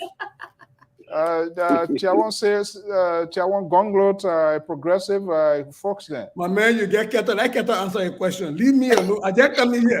Keto waiting to answer your question. Yeah. Okay, Keto, go ahead. No, so I would do it holistically. I will not take it by count because I don't have the figure to my, the numbers to my fingertip. But this is the thing. When you look at the last population, right? The difference between the last population census and now, housing population census and now, it's just over almost 2 million, like 1,700,000 and some more thousand people, were added to our population. And don't forget, like I said, the census included people who are even non-citizens of Liberia, residents. We know better than that. All those people. Can those people vote in our election? No. I know. From 1 year old to 16-year-old, can they vote in our election? No. The population census capture all of those people. When you're making the point and say, okay, we want to seek the data, how many people how many minor family or children we have from 1 to 16? I will agree with you. Those are arguments that we can debate if we have the facts. You do not have the facts. I do not have the facts. Why would we come out here and say the census is not credible? Why? If we get the facts before us, and I can assure you, Brother So, if the facts is displayed before us, there will be somebody to say, more inflicted. What's the problem we have? Okay, that's the problem I had. Sister Goya. Yeah, I see my brother doing his U.S. Marine thing again. He coming fire and run away. Hey, my brother Keta, how you doing? Thank you, brother. I'm here. Okay. Thank you for the text. Look at him. Whenever you text, you don't mind. On the issue on the issue of the census, though, I think to Keto's point, Keto, you have a point, but let me throw a little monkey wrench in there for you. If a national government, a statistical agency of the government is providing statistical data that they have not disaggregated, you just provide a data that is just is univariate data. You just say these are the amount of human beings we got in Liberia. How do you expect people to take that credible? Because you have never provided them the tools by which to check the authenticity and the credibility of the data. And this is where I have the problem. For me, as a mathematician, I can't sit here and say, you know, the people in Ribaji, they're not having plenty of children, or plenty of people not moving there for work, because I don't have a way to see what age range, what gender group had the largest increase. Because if Legis provided that, if Legis provided that, then I will be in a position to say, well, yeah, it does make sense. Their growth is logical. Look at the data that people provided. You know, there is one, maybe, you know, because of the gold mines, because of this this NGO, because of this USAID work, you have an influx of foreign nationals that live here. And this census, you're right, capture everybody that's in the country, right? It's not just the citizens. But then it should also be disaggregated to the extent possible. We can know how many non-citizens live in our country, how many people within the age range, you know, if this has been a high increase in birth rate, then we need to know that. And then we need to because for me, this is not even just about the election. And that's why I don't want people to just take this as the election. Any political party that wins, and let me just throw it at you, Keto. Even if George Weah wins, we are going to be expecting him to use this census data to form policy ideas and to make sure that the budget reflects that. Because when you're having a high birth rate in the Southeast, then we need to build more hospitals in the Southeast. We need to make sure we get more pediatricians going to the Southeast. We need to make sure we're building more elementary schools in the Southeast. We need to make sure we're sending more teachers to the Southeast. And wherever we have a ballooning in population of adults, then we need to make sure we have enough law enforcement in that place, because we know crime might follow. We need to, so for me, not having access to be able to disaggregate the data, to say, you know what, yeah, there is a growth in Lofa County because a lot of people have been raining, they all have been born in baby. So let's make sure we carry family planning that bring the rainy season time, right? Or there is this thing happening. But if we don't have that, then it's really difficult for some of us to say, yeah, the census is credible. That's why I've actually kept my piece on that, because I've been waiting for these guys who are learned statisticians to actually provide a way for us to be able to go into the census and check it out and say, yes, this is credible based on what they provided and based on the prevailing circumstances. So if they were to, and based on the point, and I think that's the apprehensions and the inconclusiveness of this whole thing to wrap around here, giving us to have these sort of conversation here. So if these people were to come to tomorrow and say, hey, here are the details, here all that we need to know, will we still have these conversations, or yes, the red flag is already been there? No, but then the conversation becomes intellectual at that point, right? Because now you have the data. Now everybody gotta go sit down and look at it and look at the whatever they gave us as their margin of error or as the standard deviation. Look at that in our own math labs and come back and say, yeah, I can't just come back and say that's a lie anymore, because I have to show why it's a lie. I have to prove the mathematical fact or the statistical fact why it's a lie. But as it is right now, the CDC government allow for anybody to just go there and say the data is fake, right? But once they provide those information, then there are very few people now that will feel confident to talk about that, because now you got to do the work. And I think this is where the CDC keep giving free gifts to people. They should have just provided that, and you will make a lot of people to be quiet about it. And those people who understand statistics can look at it now and say, no, this is where it's wrong. Oh, yes, this is why it's right, because these things support it. Okay. Assistant, that was the same thing I was saying. But Mr. Keda, they are saying the census doesn't have nothing to do with election. And I was trying to tell them, no, it's for the whole country in terms of development. Just what you're saying, allocating funds. Also, all the contests with all the increases, it means that law enforcement, school, hospital, governments will send more money to this area. But they are not providing no data so people can compare and contract. You are a mathematician. So you can say, look at this thing here. What a percentage. But no, just want to take about face value. So I think this is a controversy in the whole thing here. One side complaining, the other side still holding up here. Considering what we have on hand now, we are talking about here. Anybody's benefiting, or is for which we are having this, or what? In the eyes of the opposition, it's to the disadvantage. How do you benefit when in you the eyes of the opposition, is to the disadvantage? Is it because of the concern being raised? And that's what they feel. But it's sad because, look, let me be honest with you. With you. You understand? You know, there's something in. But okay, hold on one second. You know, in this player, the cat can eat your own baby. Do you think there's information being put out there, regardless of your support or GOL? I'm not going to say CDC. Do you think it was enough information to put to arrest this sort of discourse that we are having? I think the information is not sufficient enough. Like I agree with him. What is? I agree with him. I think there should be. Look, when you give a result of a population of whatever statistic you take, you got to go in depth so people can dissect the information to see, like he said. And I agree with him. I want to know the age range of people that cannot vote. I want to know the amount of people that employ. I want to know the unemployed people in the country. I want to know which part of the country people are striving to make ends meet. I want to know that part that is moving towards the second class. These are all data that the census can capture, that we will have a sense to say, okay, nothing. This era is very poor, and we need to focus in this era. This era does not have school. We need to focus in the era. And those are things that we need. Central government need to know so they can make sound decision to, affect their developmental plans towards the country and the citizen.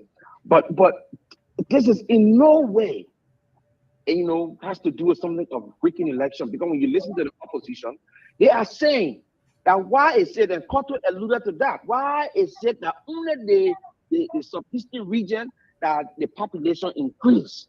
Why is it only that area? But let me tell you something here. No, but hold on here. Before you tell us something here. So, Keto, if you also have that in mind, something is inconclusive, it means it wasn't just done right. So you as a supporter of the government, pro-GOL and government supporter, how can this be put to arrest? Should they do it all over or provide these details that we need? Well, I think, I don't know if we all hearing the same thing, but what I would need to understand that this thing will be provided on the website where you can go there and see how the website has been down a few days again. In the different era, but I got yet to go there, and I can assure you, if that's true, I would check it up myself and see if I can go there and see. So if it was there, because I believe everything was done concurrently. You can't go do one and leave one and say, oh, you're going to be bringing them by piecemeal. If they did that, why all of these information, wasn't properly simultaneously support to arrest on this here? Because they're going to be doing that by bit and pieces now. That's going to be a concern. Just before you answer, I just went to the website. I got a 404 error message. I checked it down.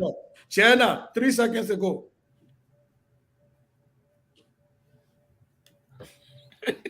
So, Mr. So what we got to do is, this is a credible platform. I mean, it's national, it's global. This is a platform that we can call people that are close to the census place or information and see if we can appear on this platform to give us information as regard to that. But my thing here is, right, for us to insinuate that this census can tilt the election towards the CDC, They do. I think it's a lazy argument. It's not this. Let me explain to you. Mr. Joy, let's do it one at a time. I think so that it was something like that we can't sanction views here. I mean, No, we can call them to a point and let we make them to know what they are saying if they can have a second thought. And I think Sister just throwing in, I was just asking, say, yeah, he himself, there are some apprehension with respect to the figure being put out there without the details needed to put the case to a rest. Yeah, I mean, we've been trying to get these people here, but you know, most of these people, they have what should I say, friendly network, because they don't want to be asked questions. They think they just want to roller skate and go, and that's not what we do here. So sometimes you call them, they agree, and then in the time they say, oh no, well, I have X, Y reason that I can make it. And you know, our job is to have this discussion here. So now, Cece, George, you wanted to respond to something before I go to the next thing? Yeah, he's saying that he doesn't know how this censor could take the election towards the ruling party. Mr. Kelly, let me tell you, if your government cannot get a total breakdown of these numbers, that will give an indication whether there's a new district or people have moved somewhere else. It will give us the numbers. If you don't give us the numbers, how do we determine, how the election commission determine that these number of persons or people in this area were eligible to vote and these are the number that register? How do we determine that? You have to give us the breakdown. And if you don't give us the breakdown, the election commission people can go and vote 3-4 times in our area. Because we don't have the data to tell how many persons registered in this county, in this district, how many persons were there who don't have it. So who will benefit from that? It's a ruling party. Okay. So if you don't want all the issues around, then give the Liberian people the complete data breakdown of our districts, what are new districts were created, what are the new counties will be created, what are the most of them got more people, and how many of those people are electoral voters, and how many of them then the election commission will give us, when they done the registration, they will give us the total number of voters in the country based on what the census have put forward. But if that is not done, then of course, you'll go and follow ballot boxes in one room, just how you're doing the census thing in grand group, calculating in the room. And the video I can show it to you. Well, I don't have let me say something about that, please, Mr. So. I'm gonna agree with Keta and Mr. Josh, and then vehemently disagree with both of them at the same time. And this is Sisi Goya speaking as an analyst. Secure democracies rely on election integrity. So political actors in Liberia ought to be very, very careful when they speak on issues about election integrity. These are things that lead to civil unrest, that lead to coup, and that lead to wars, civil wars. Now, the legis dropped the ball when they did not do a credible statistical work where they put out the data that people can disaggregate in. Having said that, I don't know how I'm trying to struggle with the way that the census can be used to cheat election. I'm struggling with that. Because the census is not what election commission is going by to get people ballot to vote. No. People are going to register with the election commission, regardless of what the census say. In fact, the election commission got nothing to do with that. The only thing they could have done with that census is in the creation of electoral districts. But to the extent that people are registering to vote, I don't think the census data in one district does any difference. The only thing I would have loved to have that is so that I can look at what comes out of election commission registration and what the census say are the people, so I can know how many people are being tracked. But you know, in Liberia, we track voters around. So even if the census was credible and say in Zwanata, there are only 50 people there, That doesn't stop Edwin Snow from bringing 300 people from Douala to go put in Douala town to register and vote. Election Commission on that, he said he can't register here to vote. So I'm struggling with this line that we're trying to draw between the limitations of the work of the census and the election integrity. I'm really struggling. I hope somebody can educate me on that because I'm not seeing it. I'm seeing this work is lazy. The government should have done better. Legislature should have done better. But I am not seeing how now that because they say there are 500,000 people in Row G, that all of a sudden we'll have 500,000 ballots, even though Election Commission registration does not show 500,000 people over there. That is why the opposition political parties and even the ruling party, in the interest of securing our democracy and securing our hard-earned peace, need to make sure that the voter registration roll, the process is credible, is clean, and people can rely on it. So regardless of the 50,000 people that live in Bekube village, we're not worried about that when it comes to the election. We're going to be worried about that when it comes to how we split up the national pie, but not about the credibility of the election. Again, I stand ready for somebody to educate me, but let's take a quick commercial and we'll be right back.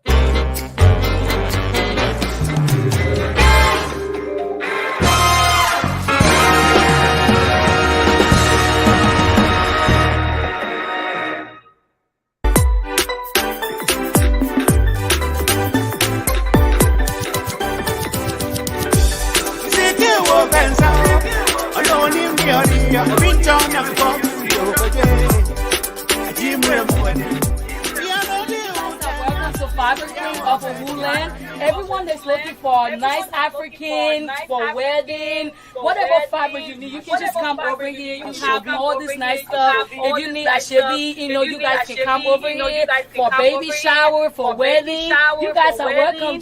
Really nice stuff. You can see all over there, all those men over here. You don't have to go to the theater and they're going to be telling you all kinds of stories. You can just come here.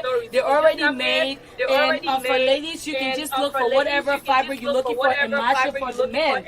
And your husband already have a shirt made. You can get stuff for your kids. You can get stuff for the whole family. We have African slippers and Ashobi ties all over. We have different kinds of lifts and everything. So you guys are welcome, okay? It's really nice. It's Fabric Queen on Route 695 off of Woodland. 6625 Woodland Avenue, okay? So you guys are welcome. You have nice stuff here for ladies, for men, for kids, and for everybody. Ladies and gentlemen, your attention please. Fabric Queen of Philadelphia. Fabric Queen of Philadelphia is 100% African-owned business. At Fabric Queen, we are specialized in high-quality wax product, Swiss lace, jewelry, and beauty products that will make you shine like the queen of fabrics. We are located at 6625 on Woodland Avenue, 10 Philadelphia. Telephone number 215-800-0228. Tell the management of Fabrics Queens in Philadelphia is easy and salt of the Liberia Public Radio gives you this message. Tell all Akwaba.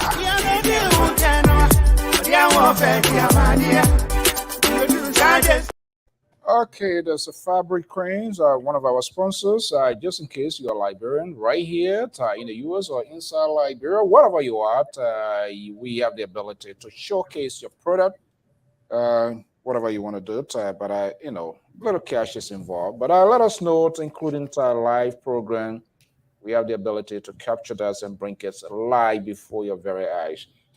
Reach us at Liberia Public Radio. The number is 682-433-8802. Let's switch gear now. Time is fast spent. 15 minutes to go here. There's a lot of time been wasting here.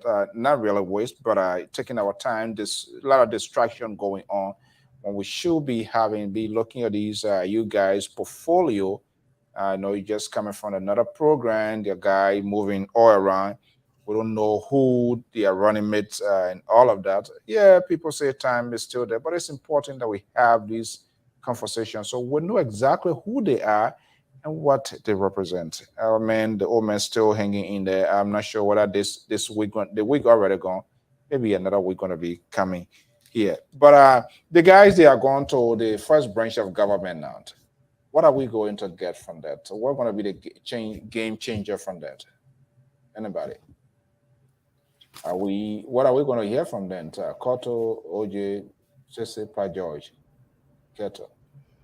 It was given to, I saw Milton TJ, they giving him that photo, and then you were asking the other guy, you want to go first? Come on, Milton TJ, man.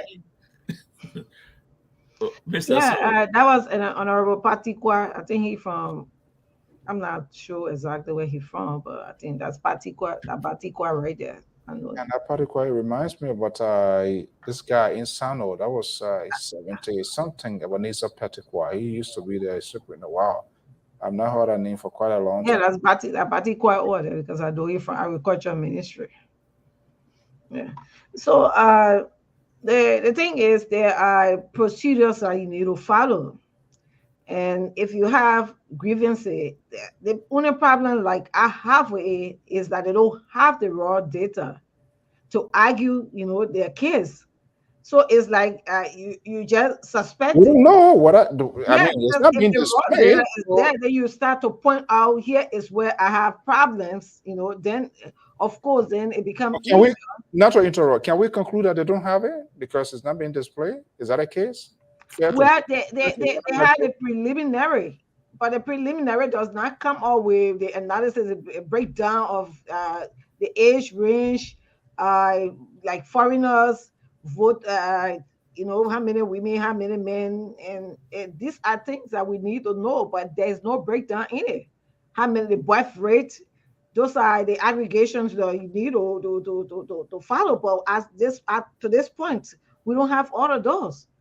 So that's the only point I'm having with it, because if this one were there, then you argue that, okay, they had this, if like the argument I'm having, growth rate is in another country and the other country is not growing. So we want to see the factors that lead to the growth rate increasing in another area than another area. But I think that's the right procedure. Yeah, so they are just taking they are following the procedural matter by letting the legislature know, because they should be doing that. By right, I know they've been having series of calling of this guy, but that is just like enforcing that indeed the political parties are aware and they wanted to buffer up their whatever decision they are making or whatever investigation they will be carrying on into the process. I think that's just all about it, but I see nothing else that they can do about it, except that the data come out, then they either refuse it, like they are saying that if the data is not right, they are asking the election commission not to use that data, because election commission definitely will have to use that data because of electoral district distribution. So, and if that data is used, it means that it's agreeable by the election, by the political parties. So those are things that that now that the legislature sees something about it, maybe by carrying it to the legislature, going to push those guys to bring up the raw data. So yes, I hope it does, but I think that's the procedure they are trying to follow. Those are the people they're supposed to put before, that they are aware and they want to. So if it is revealed and published now, will we accept that, or will we still be having a conversation regarding that, why it wasn't done first in the first place? Well, I don't think it will be like why it wasn't done in the first place. It will only be like it put the conversation to rest. If that was to be done, now they take it to the first branch of government. They're going to be saying that. I'm quite sure they're going to be asking questions. Maybe ladies going to be called in and all of that. So if they put out something now, will we put Sisse? So I think, this is a tradition in Liberia that I usually frown on when political parties show up to the legislature to present petitions. If our democracy worked in the way it was envisioned and it was written and structured, don't these legislators belong to some of these political parties? Of course. Wouldn't they have receive the petition? Wouldn't they have the issues being raised at their political parties and they just go to the legislature and take out the issue instead of letting people to walk to them to give them. You know, I'm just thinking. This is just me thinking out of the box. You know, gasoline expensive, but the other thing also is that why is the first branch of government acting like they didn't know about this dysfunction all along, and that they haven't been calling these people since the first time they came out with a preliminary? They should have been, just as they've been calling Patrick Sulu there every day, they should have been calling these people. There are different committees that deal with different things, should have been having these hearings over and over. But for me, I don't think it's enough that they just present that to the first branch of government. First talking point here. I think the political parties now have a standing to go to court and file for an injunction on their data until the legislators can provide the means to disaggregate and deaggregate it. There should be an injunction filed against that. So then when the Supreme Court makes legislators to do their work and provide it, then the noise will be minimized, Mr. So, like I keep saying, because now it becomes an academic excellence. I mean, a process. You go in, you check what legislators have, you do your calculation. If you say no, you don't agree, and you're going back to the court, now you got to present a statistical evidence on why you don't agree with the data. But as it is right now, it's like somebody come in and tell you, say, you know, we're in the organization, when we get chat what bank balance, the only money we get another 3,000. And you say, but how can we get 3,000? Was supposed to be how much money we had there before? So we know we don't get 3,000. Now all we know that your report. And people say, but we just had a convention. How much money we raised? My man, we just had 3,000. How much money we spent? My man, we just had 3,000. You will make people to question your credibility. And I think this is what the government did. And I'm not here to say that legislators has lied. I can't say that. But they have, by God, given the ammunition for people to believe that their credibility is at stake. And I think all they need to do is to just provide the data, and the collaborating political parties or the independent political parties need to just go to the Supreme Court and file for an injunction against the data being used until legislators can provide other tools necessary to be able to look deeper into the data. Okay, going to court. Your guy, Tiawonse Gonglo, who is a legal legionary, he's part of that. Why he didn't take that legal route as well, and he's also part of it, because, and that was the first talking point I started off with. I don't know what really, because this thing here, it's not just something that just dropped out of the sky today. This thing been going on. They know it, and I agree with you. They need lawmakers. They know it. They know exactly this year there are going to be elections and how costly election and other things that needed to be done to get this process on the way as fast as possible, so that electors and the Liberian people will be informed of what's going on. Yeah, we are better on TJ or receiving this. Why they can't get this? So you call my guy name. Let me talk about that. In politics, there's something, there's grandstanding, right? And they have to do their work as politicians. The message that they carry with all of these political parties coming together, major political parties coming together and saying that we have an issue with this, sends a message, sends a reverberating message. And again, if you listen, I said, this is a first step. The next step should be. So that is not taking out that there will not be court action.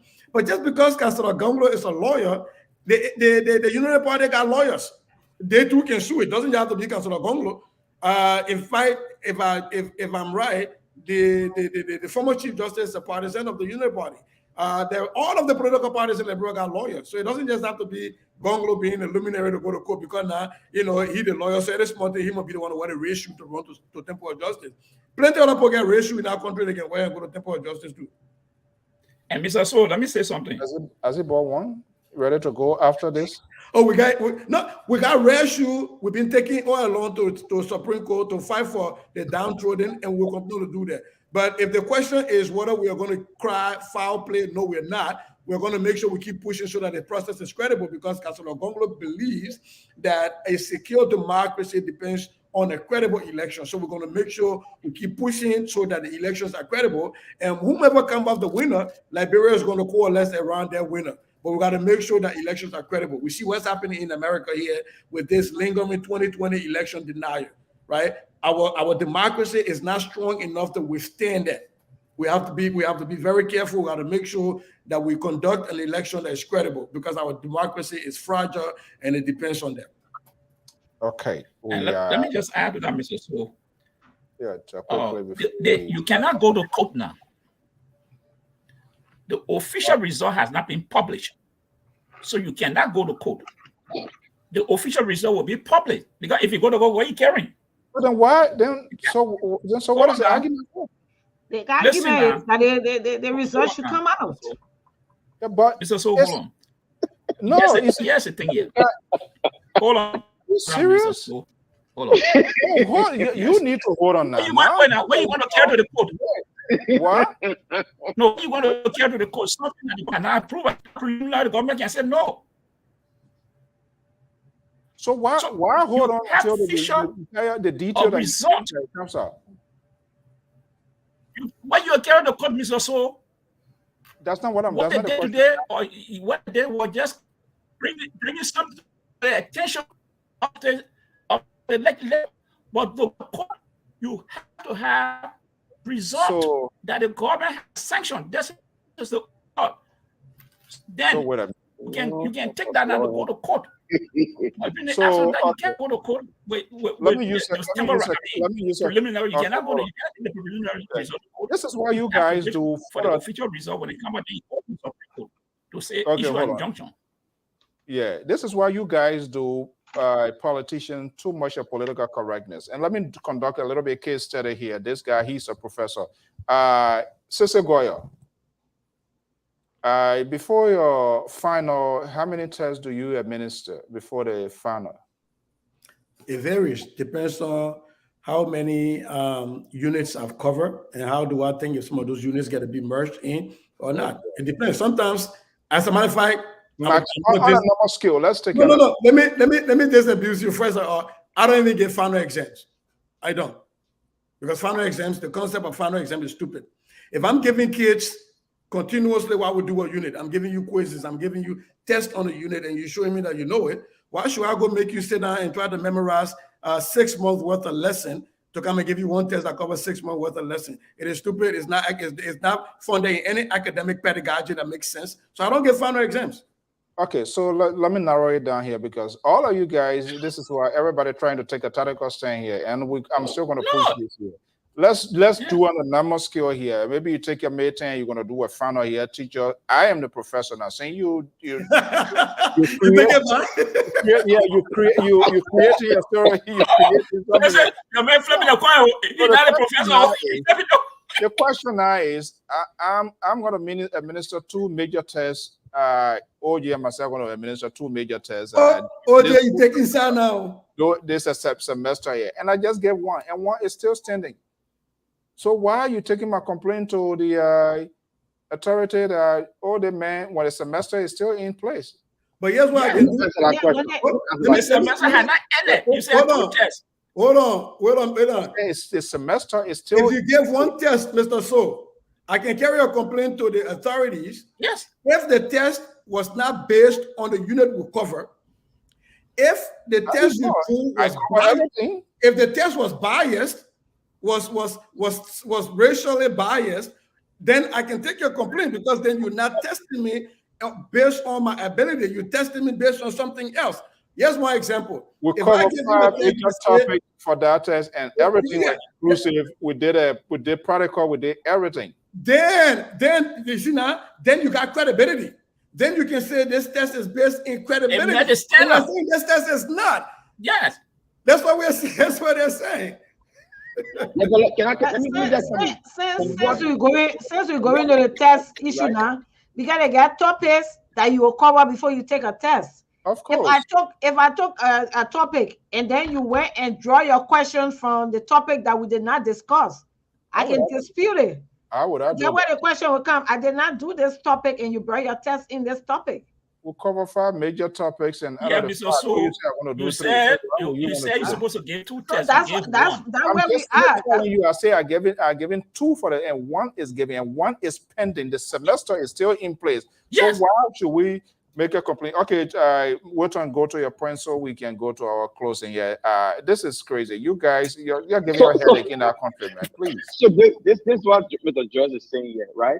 Like the analogy you put on. John, we're talking about a new teacher now. Okay, it gone from Mr. So to Mr. Keto. I'm gonna relax. We're still on the same team. I tell you, relax. Don't put me in your. Okay. This is a double agent. Okay, but before we go here, on a serious note here, we can be now. They are going to court. I want us to make a week coming again, and every time here, every week has its own drama to unveil and leaving things undone. The Musu, what her name is, Gloria Musu's car, the arm and everything, cases upon cases kept piling up, endless. Some say, and depending who you talk to, everybody defending their own little alligator around here, which is, of course, is normal. We will be rolling out in a brand new week. Where are we hiding as a people, as a nation? The Gloria Scott thing is still hanging up there. This other case gone to the first branch of government. We don't know where going to be the new thing that are going to jump in the coming week. What should we be looking out for? The vice president jumping up. What you call her? Joel Howard Taylor. She was jumping up. One kind of population increase now. Hey. But they say Keto, then they force the paper. No. I just say I know. Since I just mentioned, Keto can go. I ain't talking to Keto. They former police mayor, I swear. I know. ANC main police director. So, brother, so investigation is a process, it's not an event. And the process is ongoing. So I think we would do ourselves favor if we just relax and let the process unfold or continue until it reaches its logical conclusion. I think we're too edgy to get results, and sometimes if we do that, we kind of make the process to not even get the result that's supposed to come out, because we push it. And look, they can carry the legislature, like she just said. You got people who in the legislature who are representation of political parties, opposition political parties. These things should be done through your representative or in the legislature and the House of Representatives. But no, I'm telling you, these guys are lazy. There's something in faces when you do go into because tensile strength. It's a thin elastic thing that is on the surface of a water. These guys trying to even hold on to that thing while they are drowning, you can't survive it, you go sink. And what happens to the opposition? They are holding on to tensile strength. Tensile strength is a thin elastic thing at the top of the water that will pull you under. Thank you so much. We'll jump into physics class. I think next week we're going to do chemistry here or here. And that's how all of you guys behave. OJ, yeah, I mean, this is sometimes it's just crazy because coming week, I don't know what we expect or what we hope to see. The Gloria Scout lay one side. We have this. We've been waiting for the old man VP, your guy VP, Tiawan Gonglo VP. Nothing of such. Do we expect another on drama again? Some kind of Aki and Baba show going to pop out again in the coming week that we're going to put this whole thing one aside and just be grabbing things here and there to find solution to that? Absolutely. What do you want to see as a Liberian? Too much is ongoing. As the result, the distraction now is too much in the media space, in our own lives, social lives, political lives, everything. What do you want to see happening? These politicians, we in the media industries, everybody, we all have a shared responsibility to get something done. So what do you anticipate see happening now? Elections, we are within the proximity of the election now, and here we are. We're not even getting to the substance of some of these things that we need to hold these people accountable. At the end of the day, they're going to be a big surprise again. I just want to see a fair election, if I'm being honest. I just want to see something fair, cordial, and whoever. Sissy, you're saying something? Are you? No, I think he's. Okay, got it. So yeah, I just want to see a fair election, and whoever wins will win fair and square with everything and every structure and process in place. But this is election, and we're in Liberia. There's lots of corruption. So I do anticipate a lot of drama leading up to the election. I do anticipate, I hope, no physical activities in terms of like violence. But I am definitely going to anticipate that something's going to happen. Some of these grown-up boys are going to start acting up, especially if they are for RIA. They want their president to remain in office. So I hope for the best, but I definitely anticipate more drama as we lead up to the election, unfortunately. Okay. Koto Jala Balahin. Will we get a pick from your guy this in the coming brand new week, you think? So we'll put this topic to a rest and begin to focus on other things? Not that I know of yet. When I know of something, I will put it out there. But for now, I have no idea yet as to when he will be or who he's going to be putting out there. Where is he? Is he in Liberia? Monserrate or where? He's in Liberia. He's in Monrovia. The thing about it is they will be making an announcement in Bon County. Why, if that is true, why Bon County you think is selected? What did he say just now? I did not. So we are hearing that announcement will be made in Bon County. If it is Bon County, why is it saying? Is it going there to test the strength of the current VP? If Bon County is to be selected to make his nomination. Well, that's the prerogative of the VP. He knows why he's doing it. That's his choice. And if he would be the president of Liberia, so wherever he chose to have his announcement, that's his prerogative. Okay. And the place is strategic. That's a central point, Oh. Bamboo one of the Vacola there. Yeah, it's a central point. So you will get people from Southeastern, Lofa, Bassa, and they can converge right there, and from Magibisa, everybody right there is central for all of them. So okay, it's an ideal era. Sometime during the Taylor time, but it had been even previously. People have been thinking that should be, the capital city. They said capital city should be built in Bon County because it's ideally, centrally located. So I mean, it's that all of those factors can be, put in place. All right. Hopefully, we'll put it in place. Amos George, what is your anticipations in the new in the coming week? Will we be on these sort of conversations, or we expect something different again to serve as a side attraction to these national conversations? You see, when you left me there, you left me there, but what will continue? That has been the operation of the hallmark of we are government. You still have then we'll let you don't know you can say it again. I said that has been the MO of the we are their government. Every month or every week there's something got to pop up. But you mentioned something I want to touch on the Glorious Cloud issue. The press release that they issued the other day from the family. They said that the government, that is Liberian National Police, turned the body over to them. But then yesterday I heard the Minister of Justice had issued an order that they want to do an autopsy on the body. That nobody should touch the body. There are orders in both not to touch the body. And when I said the last time this investigation has been batched, because yes, the Attorney General of Liberia, this renowned lawyer, there was a murder of somebody. He did not request in the first instance to let the government establish the cause of death of that individual. The police returned the body to the people. The doctor said the lady died, the girl died upon arrival from the neck wound. So now it's telling me that the police, that the Minister of Justice does not even trust the police. And where was he?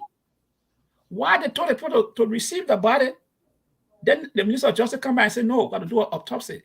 These are the first things should have been done in this country. If somebody dies, even though they shoot somebody, they have to take them to the hospital to make sure the cause of death must be established. Because if you go into court, those are the evidence you will use. But the Minister of Justice, where are we going? ANC phone starting now. The police, they took over the entire picture of the lady. They are not being able to effective press conference. They don't have to tell whatever, but just bring the public to say, this is where we are. No press conference. Okay. They said they told the people to go to the police station on Saturday. The people went there, they said, oh no, we can't work on Saturday. Where you see in the country, you will tell people to report to the police station. And they get there, then they say, oh no, the people don't work on Saturday. Is this the kind of country we want? But let me just close on this. I saw a video. The last drive of an entire Mange. Yes. They caught him with 2 pistols. The last drive, 2 pistols. This government now continue to talk. The arm that the government alleged that came into the country. We don't know. I don't know. The government has not convinced me that the gun came to the country and that someone brought it. I am seeing, not the Liberian Public Radio, they will get Adder Johnson to take me to court. But I'm seeing the government is responsible for the arm until they can convince me. Because I see too much proliferation arms with people who are working in government. Where are they getting the gun from? And they said there's an embargo on arms in Liberia. They're not going. No, they're going. I'm wasting in the town. Okay. Huh? I tell you right now. All right. So Jerome for your grandpa now started only thing on LPR, right? Okay. What? Yes, that wasn't you, yeah. Hold on 1 second. I think there was something here that sorry if I caught you off here, but I don't Jerome for your and then that you want on the Koto, what you say? What was the anticipation? Was that what left out? Yeah, you were asking whether we're waiting again for another thing to happen, or is it going to be stopped or whatever it is? I don't know whether that's your exact. Yes, I mean, I say we from one thing to another. What is your own anticipation, or you as an individual, what you want to see, or are we going to see another some kind of distraction again in the coming week? What do you think? I mean, it's just so kind of. Yeah, I'm hoping that we don't see another thing happening. But if it is, as people are saying that they are doing it on a ritual purpose, or they are doing it to eliminate other people, I think this is not going to be the end. Because what happened is that if you do anything to cover a story, for if you eliminated somebody to cover a story, the next person that knows about that going to automatically surface. Then it means that you have to eliminate the person who knows about what you have done. So then the elimination goes on, and on. So I hope that's not the case, because it has continuously happened under this government. And I think by now they should have put a stop to it or try to minimize it. But as every time we say it, you look another one surface again. And we don't have a closure to that. Okay, let me pick up the call quick coming from inside Liberia. Then, good morning. Good morning, Mr. So. I'm sorry I got on your show very late. But when I got in, I heard one of your panelists saying the family, the police turned over the body of the late Gloria Musu to the family. And it is unfortunate that sometimes people will say things and when the onset of this Gloria Scott issue, you heard people saying that the police The woman reported to the police did not do anything, and what have you. When you listen to the police director at the Liberian Center, for 2 days before the woman reported the issue to the police, at which time she had already repaired those areas she claimed that burglary have taken place. So it's always good if you are a panelist or whosoever, balance the story. Don't just say one side of the story, find out from the police if whether it was true that indeed they turned over the body of this girl to the family. You understand? And this is a lot of controversies around this Musu Scott thing. People are taking it out of politics, and we are talking about human being death. I mean, it should not be politicized. I think it should not be politicized. Let us go to the nitty-gritty of this issue. For the fact that Musu Scott, even the police advisor, and she got 2 security plus her cousin, where were those security when she even pepper sprayed this guy in his eye? People have pepper spray, they know what pepper spray can do. Those who are police and security personnel know what pepper spray can do. If you spray pepper spray in somebody's eye, and the person found their way out, where were the security? How many person was in the yard at that time? You understand?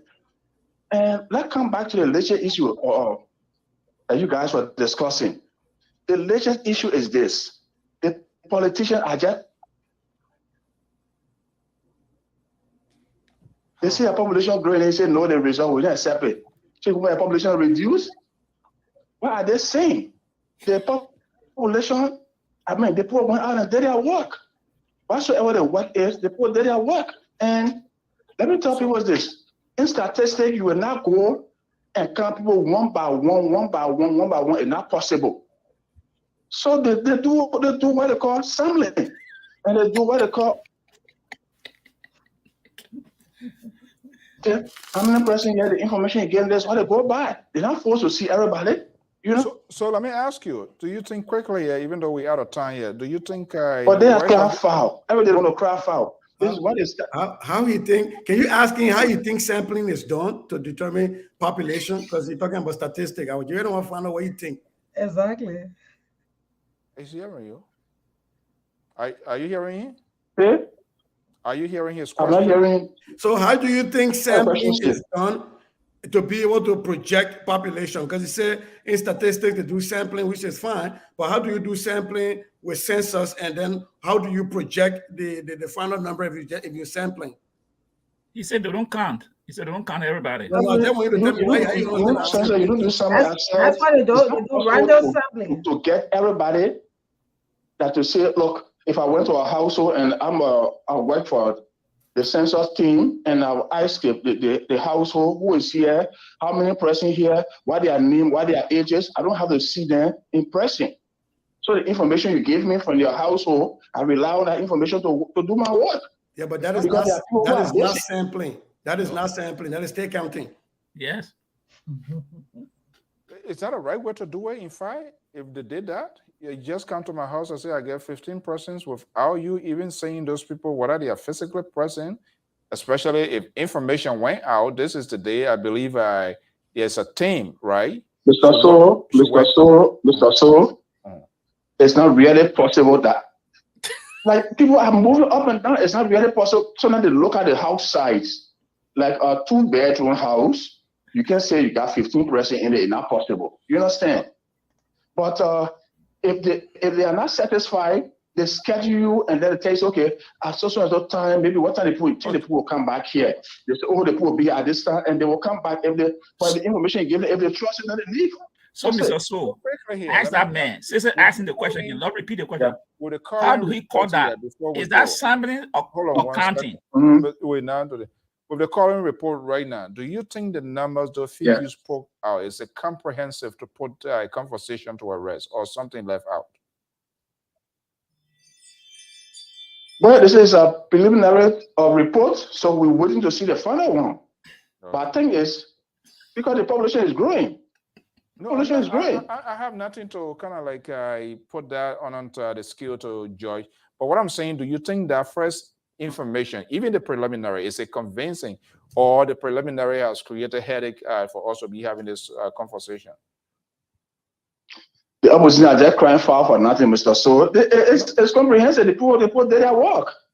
I mean, if you think Where were you when the people were doing the work? They didn't even take off. They took everybody from around the country that did the work, whether be a politician or whosoever, those who applied, they took them. And so, why are you coming from now crying fast? So let them bring money so they can cancel the result and see what they can do new one if they want to.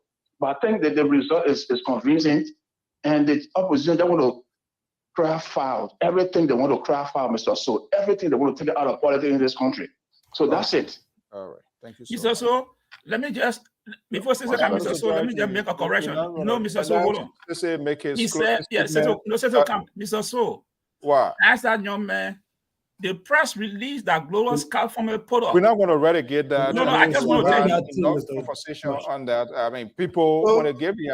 So when our callers call, I think they too have a mindset, just like we say they got a mindset. I just want to find clarity between what you talk about sampling and what it was misunderstanding counting and sampling. But again, I do expect people to call and disagree with my point. And Mr. George, I know you want to clarify that the press release came from Gloria Mususka or said personally and all that thing you state there. But that is his point of view. So I think let's just allow our callers, our viewers to say their point of view, and they disagree with us and put their points out, and we move on.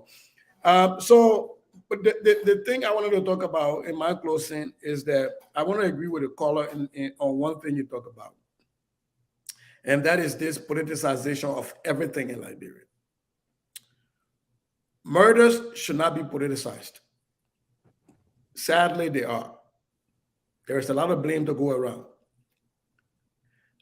Math, counting people, census should not be politicized. Sadly, it has, because there's some incompetence built into it and some impatience from other people that's politicizing this thing. This is about a growth, the development of our country. So I don't think it should be politicized. The issue of justice should never be political. A sedition, an LPP partisan, an ANC partisan, a UPist, whatever, should have equal justice. Even when you go before the justice, I don't even think there's a question in there that asks what political party you belong to. So why do we politicize justice? And I'm not just talking about from CDC government. This has been happening for a long time. I think we have to change our mindset. I think we have to start building independent judiciary so that justice is not politicized. We have to start building some confidence in these institutions so that we're not always second guessing them. But sometimes when the police IG instead go and perjure himself in front of the Senate, then it makes it difficult for some of us that want to say they get the benefit of the doubt, to say that. But the caller has a point. Not everything should be political. Certain things should not be political, and I think this is where we're struggling as a nation. But your question has a second part. Is there going to be a side show? Absolutely, there will be a side show this week. I'm looking forward to the reappearance of the former nominated, now re-nominated Deputy Commissioner of Maritime. And see if she finished facing her party school document and brought different one. But my Keto, you're not qualified for the mayor Deputy Commissioner. Then one woman here, they held a position for her to go by and face the document and come back for them to re-nominate her. Me, that's what I'm looking forward to. I can't wait to buy my passport and sit down and watch the other side show go sideways again. Okay, guys. Well, we want to say thank you so much as usual. I don't know, but we're not going to get tired, and I don't think we're just going to leave it with you guys. All right, we're waiting to see what I'm hoping this week. The chairman say Gonglo, business tycoon turned politicians, and the ambassador. Let's get a pitch. So we want to have a conversation. Who's going to be their pick? We need to have. Asking about Jeremiah Wapo, and all of them put the state. The presidential candidate too. You want to see that? Well, I'm doing my own elimination process. Wapo left the rainbow. Wapo ran for the rainbow. He went with the rainbow. He said it rained. The boat turned upside down. So he not joined. I don't know where he's gone. Okay, guys. I want to thank you so much. As usual, this event by God's will, we're going to be back here in the coming week. It's been a busy night. Sorry for coming up late. I had another. Yeah. So your guy that is contesting for the is that city council, right? Brooklyn Park City Council, West District. Okay. Yeah, we're looking forward to having the. We will definitely bring him on here to have the conversation. The Reverend Daniel Goba is running, and we will make sure we make him available. Okay. Well, yeah, we'll look forward. Even there's a friend too in Philadelphia contesting for city council, David Bantu. So hopefully, you know, it's good to get involved. Guys, thank you so much and have a pleasant evening. Okay. Well, folks, every good thing must come to an end. We want to thank you so much for sharing your evening with us. We will not relent, we will not give up. There are a lot of things to talk about in Liberia, and we'll keep it proportionate. And like I said, we all have a shared responsibility to create an awareness, to have a democratic process where everybody, and those who say they don't want to vote, you're just doing it to yourself, because if you don't, the decision of the people, you're going to live with it. People are going to elect president, senators, representative, and they are going to be your power of attorney. They're going to be making some critical decision. So if you don't take part into this process, it's just to your own detriment. Go and register. If the process is still ongoing, whatever you need to do, register and vote. This is what happens in this modern society. They take the vengeance, go at the pool where politicians have been punished or politicians have been taught a high core lessons of things that they're supposed to do, and they didn't do it, they replaced it. They don't go in the bush, they don't vandalize, they don't do things. What some things, tensions mount, but eventually, more importantly, they go to the polling center, they go to the elections and give them a good lesson because of what they failed to do. And that's exactly what we want to encourage people here at every Liberian. Do not allow people to regulate you or be your decider. You have the ability to decide for yourself. And so we want to encourage people to register and vote. Make your voice to be heard. Team Steve Bonge. It's Monatic on the beat. That decision to make can't affect you tomorrow. Don't sit home, go and vote. Don't sit home, go and vote. That decision to make can't affect you tomorrow. Don't sit home, go and vote. Don't sit home, go and vote. This is the time we can make use of. Yeah. This is the season that your vote can bring a change. Yeah. The vote is in your hand. The vote is your power. Don't sit home, go and vote. Don't sit home, go and vote.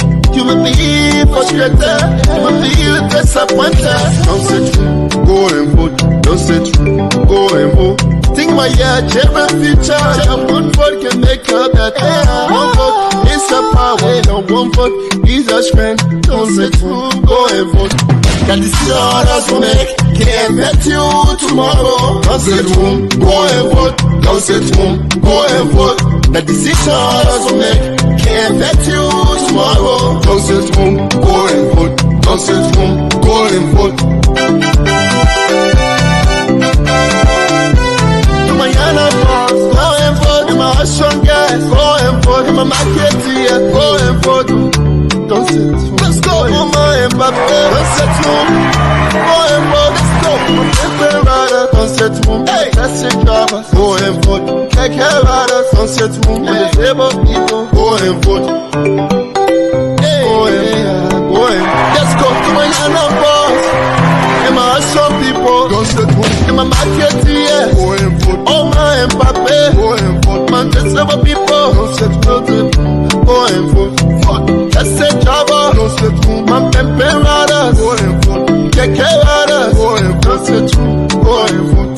The decision others will make can't affect you tomorrow. Don't sit home, go and vote. Don't sit home, go and vote. The decision others will make can't affect you tomorrow. Don't sit home, go and vote. Don't sit home, don't and vote. Ah, jeunesse sociale, adéquence. L'union fait la force, hein? Bon, Vitola, Rayon Prenga, Commandant Timoléon, l'été. Les mots dit mon nom. Our chloromi, Chisiache, 9 pounds go. Enotia time, Ulonoa, Alwan Ulonoa, a clan be. Says it more, Enotia time. Na Bino Clube, Unia America ke, Unia Europe ke, Asia ke, espero Unia Liabli, Dabida. Namon na lo, Moruo, Mojurofao. Mwara ainenu efanso so. Sorop gaya choson tainwen. Amba ainenu sianso. Mwa pinaso wa, mwa sianso. Ande ainenu sonru oso gba son do swaya. Tuko wuri aja mawe an ekwa blodei. Fo de ajiga blo wan. Mo po nyina mo efo. Se mo tie woto yo. Piansi a mo deblo. De bloken an. Po fo de jajiye. Mon wa blo ajo yan apo nyina ye fo. E a chia no kwiwe. Po desu be po e. On wa blo ajo yan no wa mu fo wan. De fo wan de wa si yo sawe yo. Un ekura di yo. Un ja to, un ja chia o. Po nyo se de bonwe. De fo yan, de wa do fo wan, de wa si sawe yo. E se kanwe momo mo ejo defo mo bojo defo ese na ese mo se ko ibla o apon adbo yan wa me mo weji we mo rusia ye we kan fo wan de we udi te ti wa mablare we yan o dublo a ka wa manu de efron we yan we fo je bokanwe e ke yan se fo e komla ke yan de anje we info wa sons gas ma danger we ambloa konti wa sao bloa konti wa sao info wa nyonu ya kware yo bosse na we derwo ba jod ga ke ya won ise fo wa ma fo wa uru wa ma bla ni awuro nyokro wa ma tawi si ya o so boka no se fo po nyina ye fo abli nyo kre gbe ekon po abli ruo aba modi yo ablo awe konte ya sao ase chia ipon o ase to ipon o fo po nyina ye fo aju ye no kwiro ruble la ola gwan wulo nyon akren gbe osi afo won do ne wa ma fo we do ne je aja ponyanya akon ai mo rusia mo efo mo ablokonte ya sa so mo ni ale grandi de mo ni ale tainwe mo ni ale bason mo ni ale pro mo ni ale bo mo ni ale chien mo ni ale kwinembo in wa kran ju tainti aye po nyina ye fo bokanwe mo wa fo de anson si edi na o anson ni edi yo bo anche ibo ya o on se fo wa ma fo wa ti wa ma bla ameken wen o e kon asiga ti yen we an se amoro ablokon ti ya sa o aba mondi yo ate mo wuri yo ne wurumble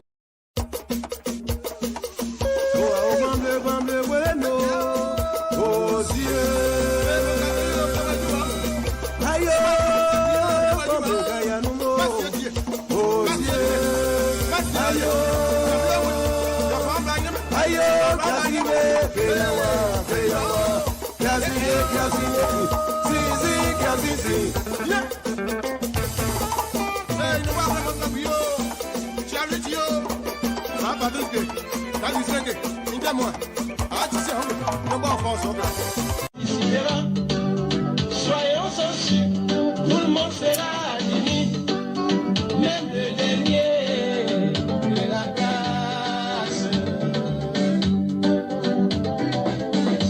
La mort est un examen auquel tout le monde participera. Soyons-en sûrs, tout le monde sera admis, même le dernier de la classe.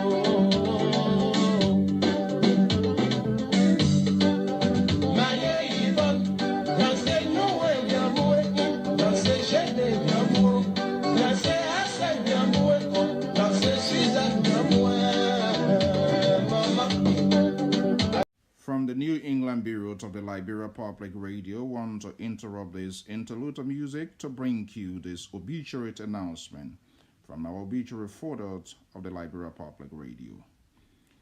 The late Honorable Moses B. Kangbe Sr. passed away on February the 15th, 2023 in Wetterboro, New Jersey, United States of America.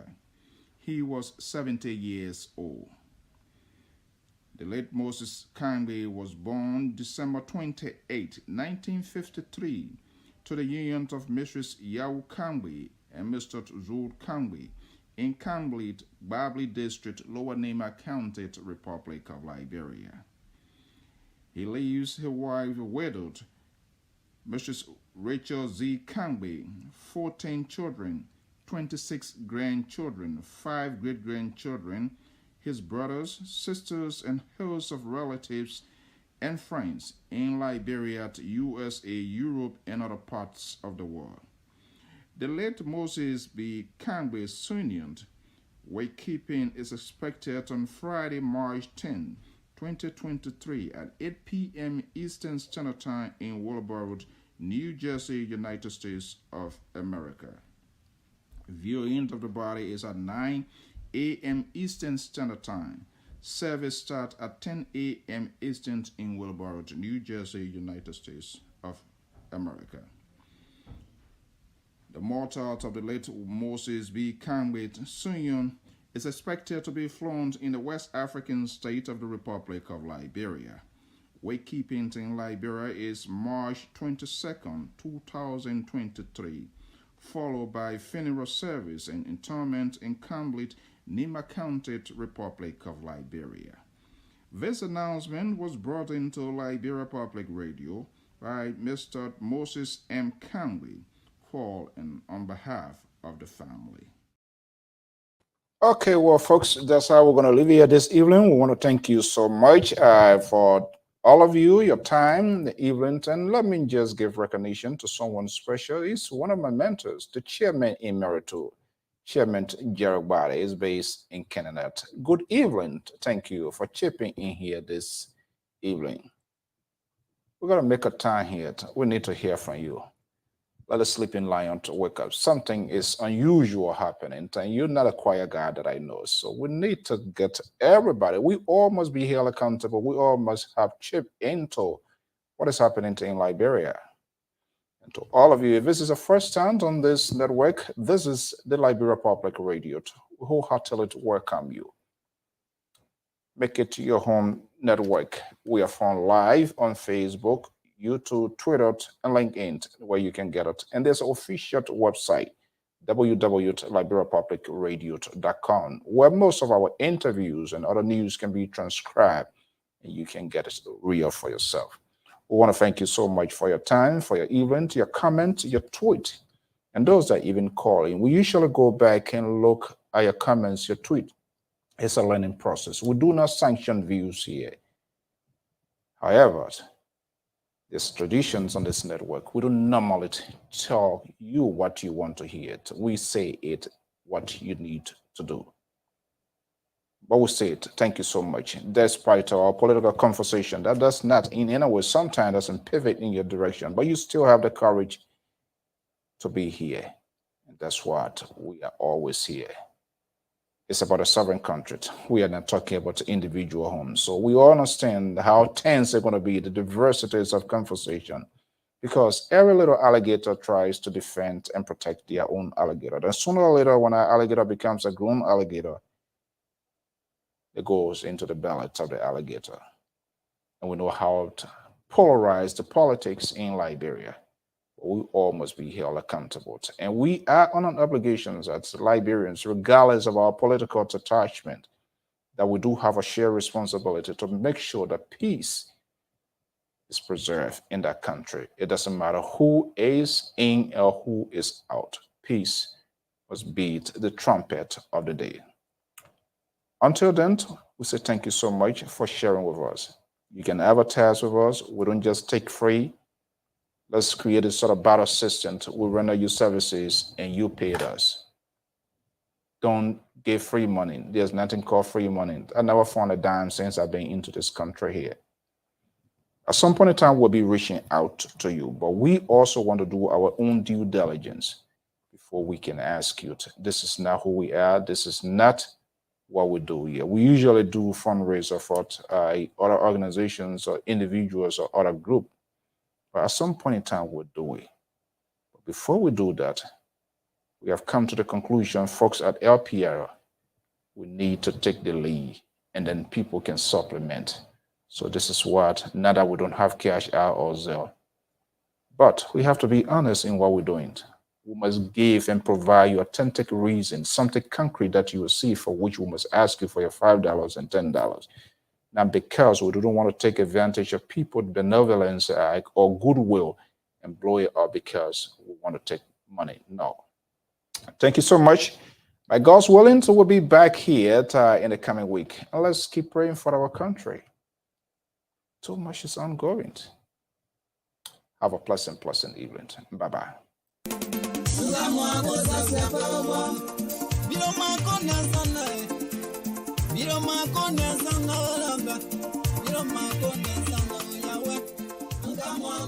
Do you want to share your events with the world?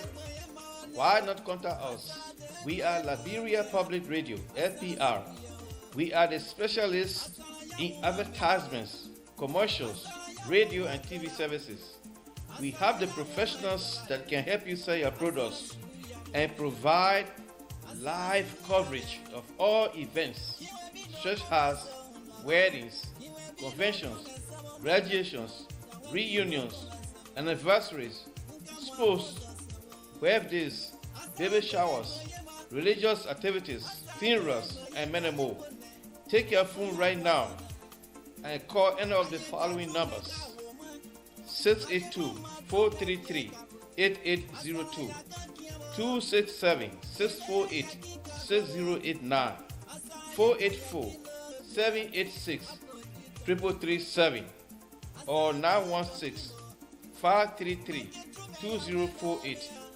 Our customer service representatives are waiting to take your calls and give you the needed assistance.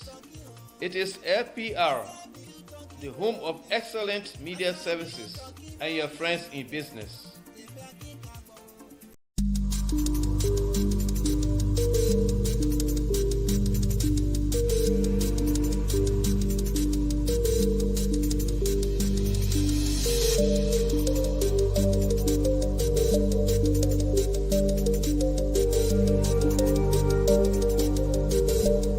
Government, it did not meet your core values? I resign. Before I resign, I issue a 13-page press statement. It's on the internet. If you check, you'll find it. And then the president subsequently called me back into government, because at that time, she had sent all the cabinet ministers home for 2 weeks compulsory leave. I was one of those that she called back. And I said, no, I'm not coming back into your government, because what I believe you will do is not what you are doing. This country went into civil conflict, and over 300,000 people were killed because of bad governance. And I see the same thing happening, being done by you. The same thing is happening. That's why you told the president? Yes, in a conversation with her. And I said, thank you, but I'm not coming back to the government. Anything good in Liberia. Louis Brown was National Security Advisor to Charles Taylor, man. That was the time I was tortured. This seems to me ANC now. Let them be redeeming themselves. They laid the foundation for the suffering that is happening today. No. It's not in good faith. Isn't it the same Louis Brown who said to President Salif, Kennedy president, that no one since 1847 has so desecrated the executive mansion equal to President Kennedy, Ellen Johnson Sirleaf. It was not even a month after he was appointed to be Minister of Information for that same President Sirleaf. And he was propagating everything. When he was asked by the journalist, he said, you know, when you are far from President Sirleaf, you see a bad woman. When you come close to her, you see a good person. That sounded very opportunistic to me. For being here. and especially in these difficult times. I thank the Liberian people for their kind attention.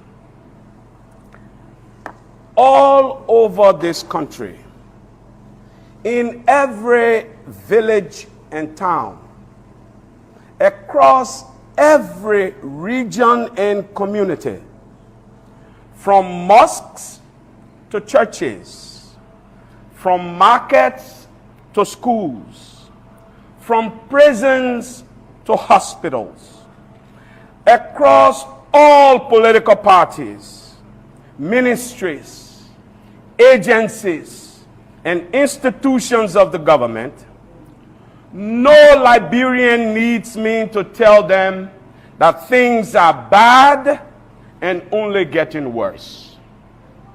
Sadly, President Weah and few of his officials who are overseeing and benefiting from the downfall of our country either do not understand this or simply do not care.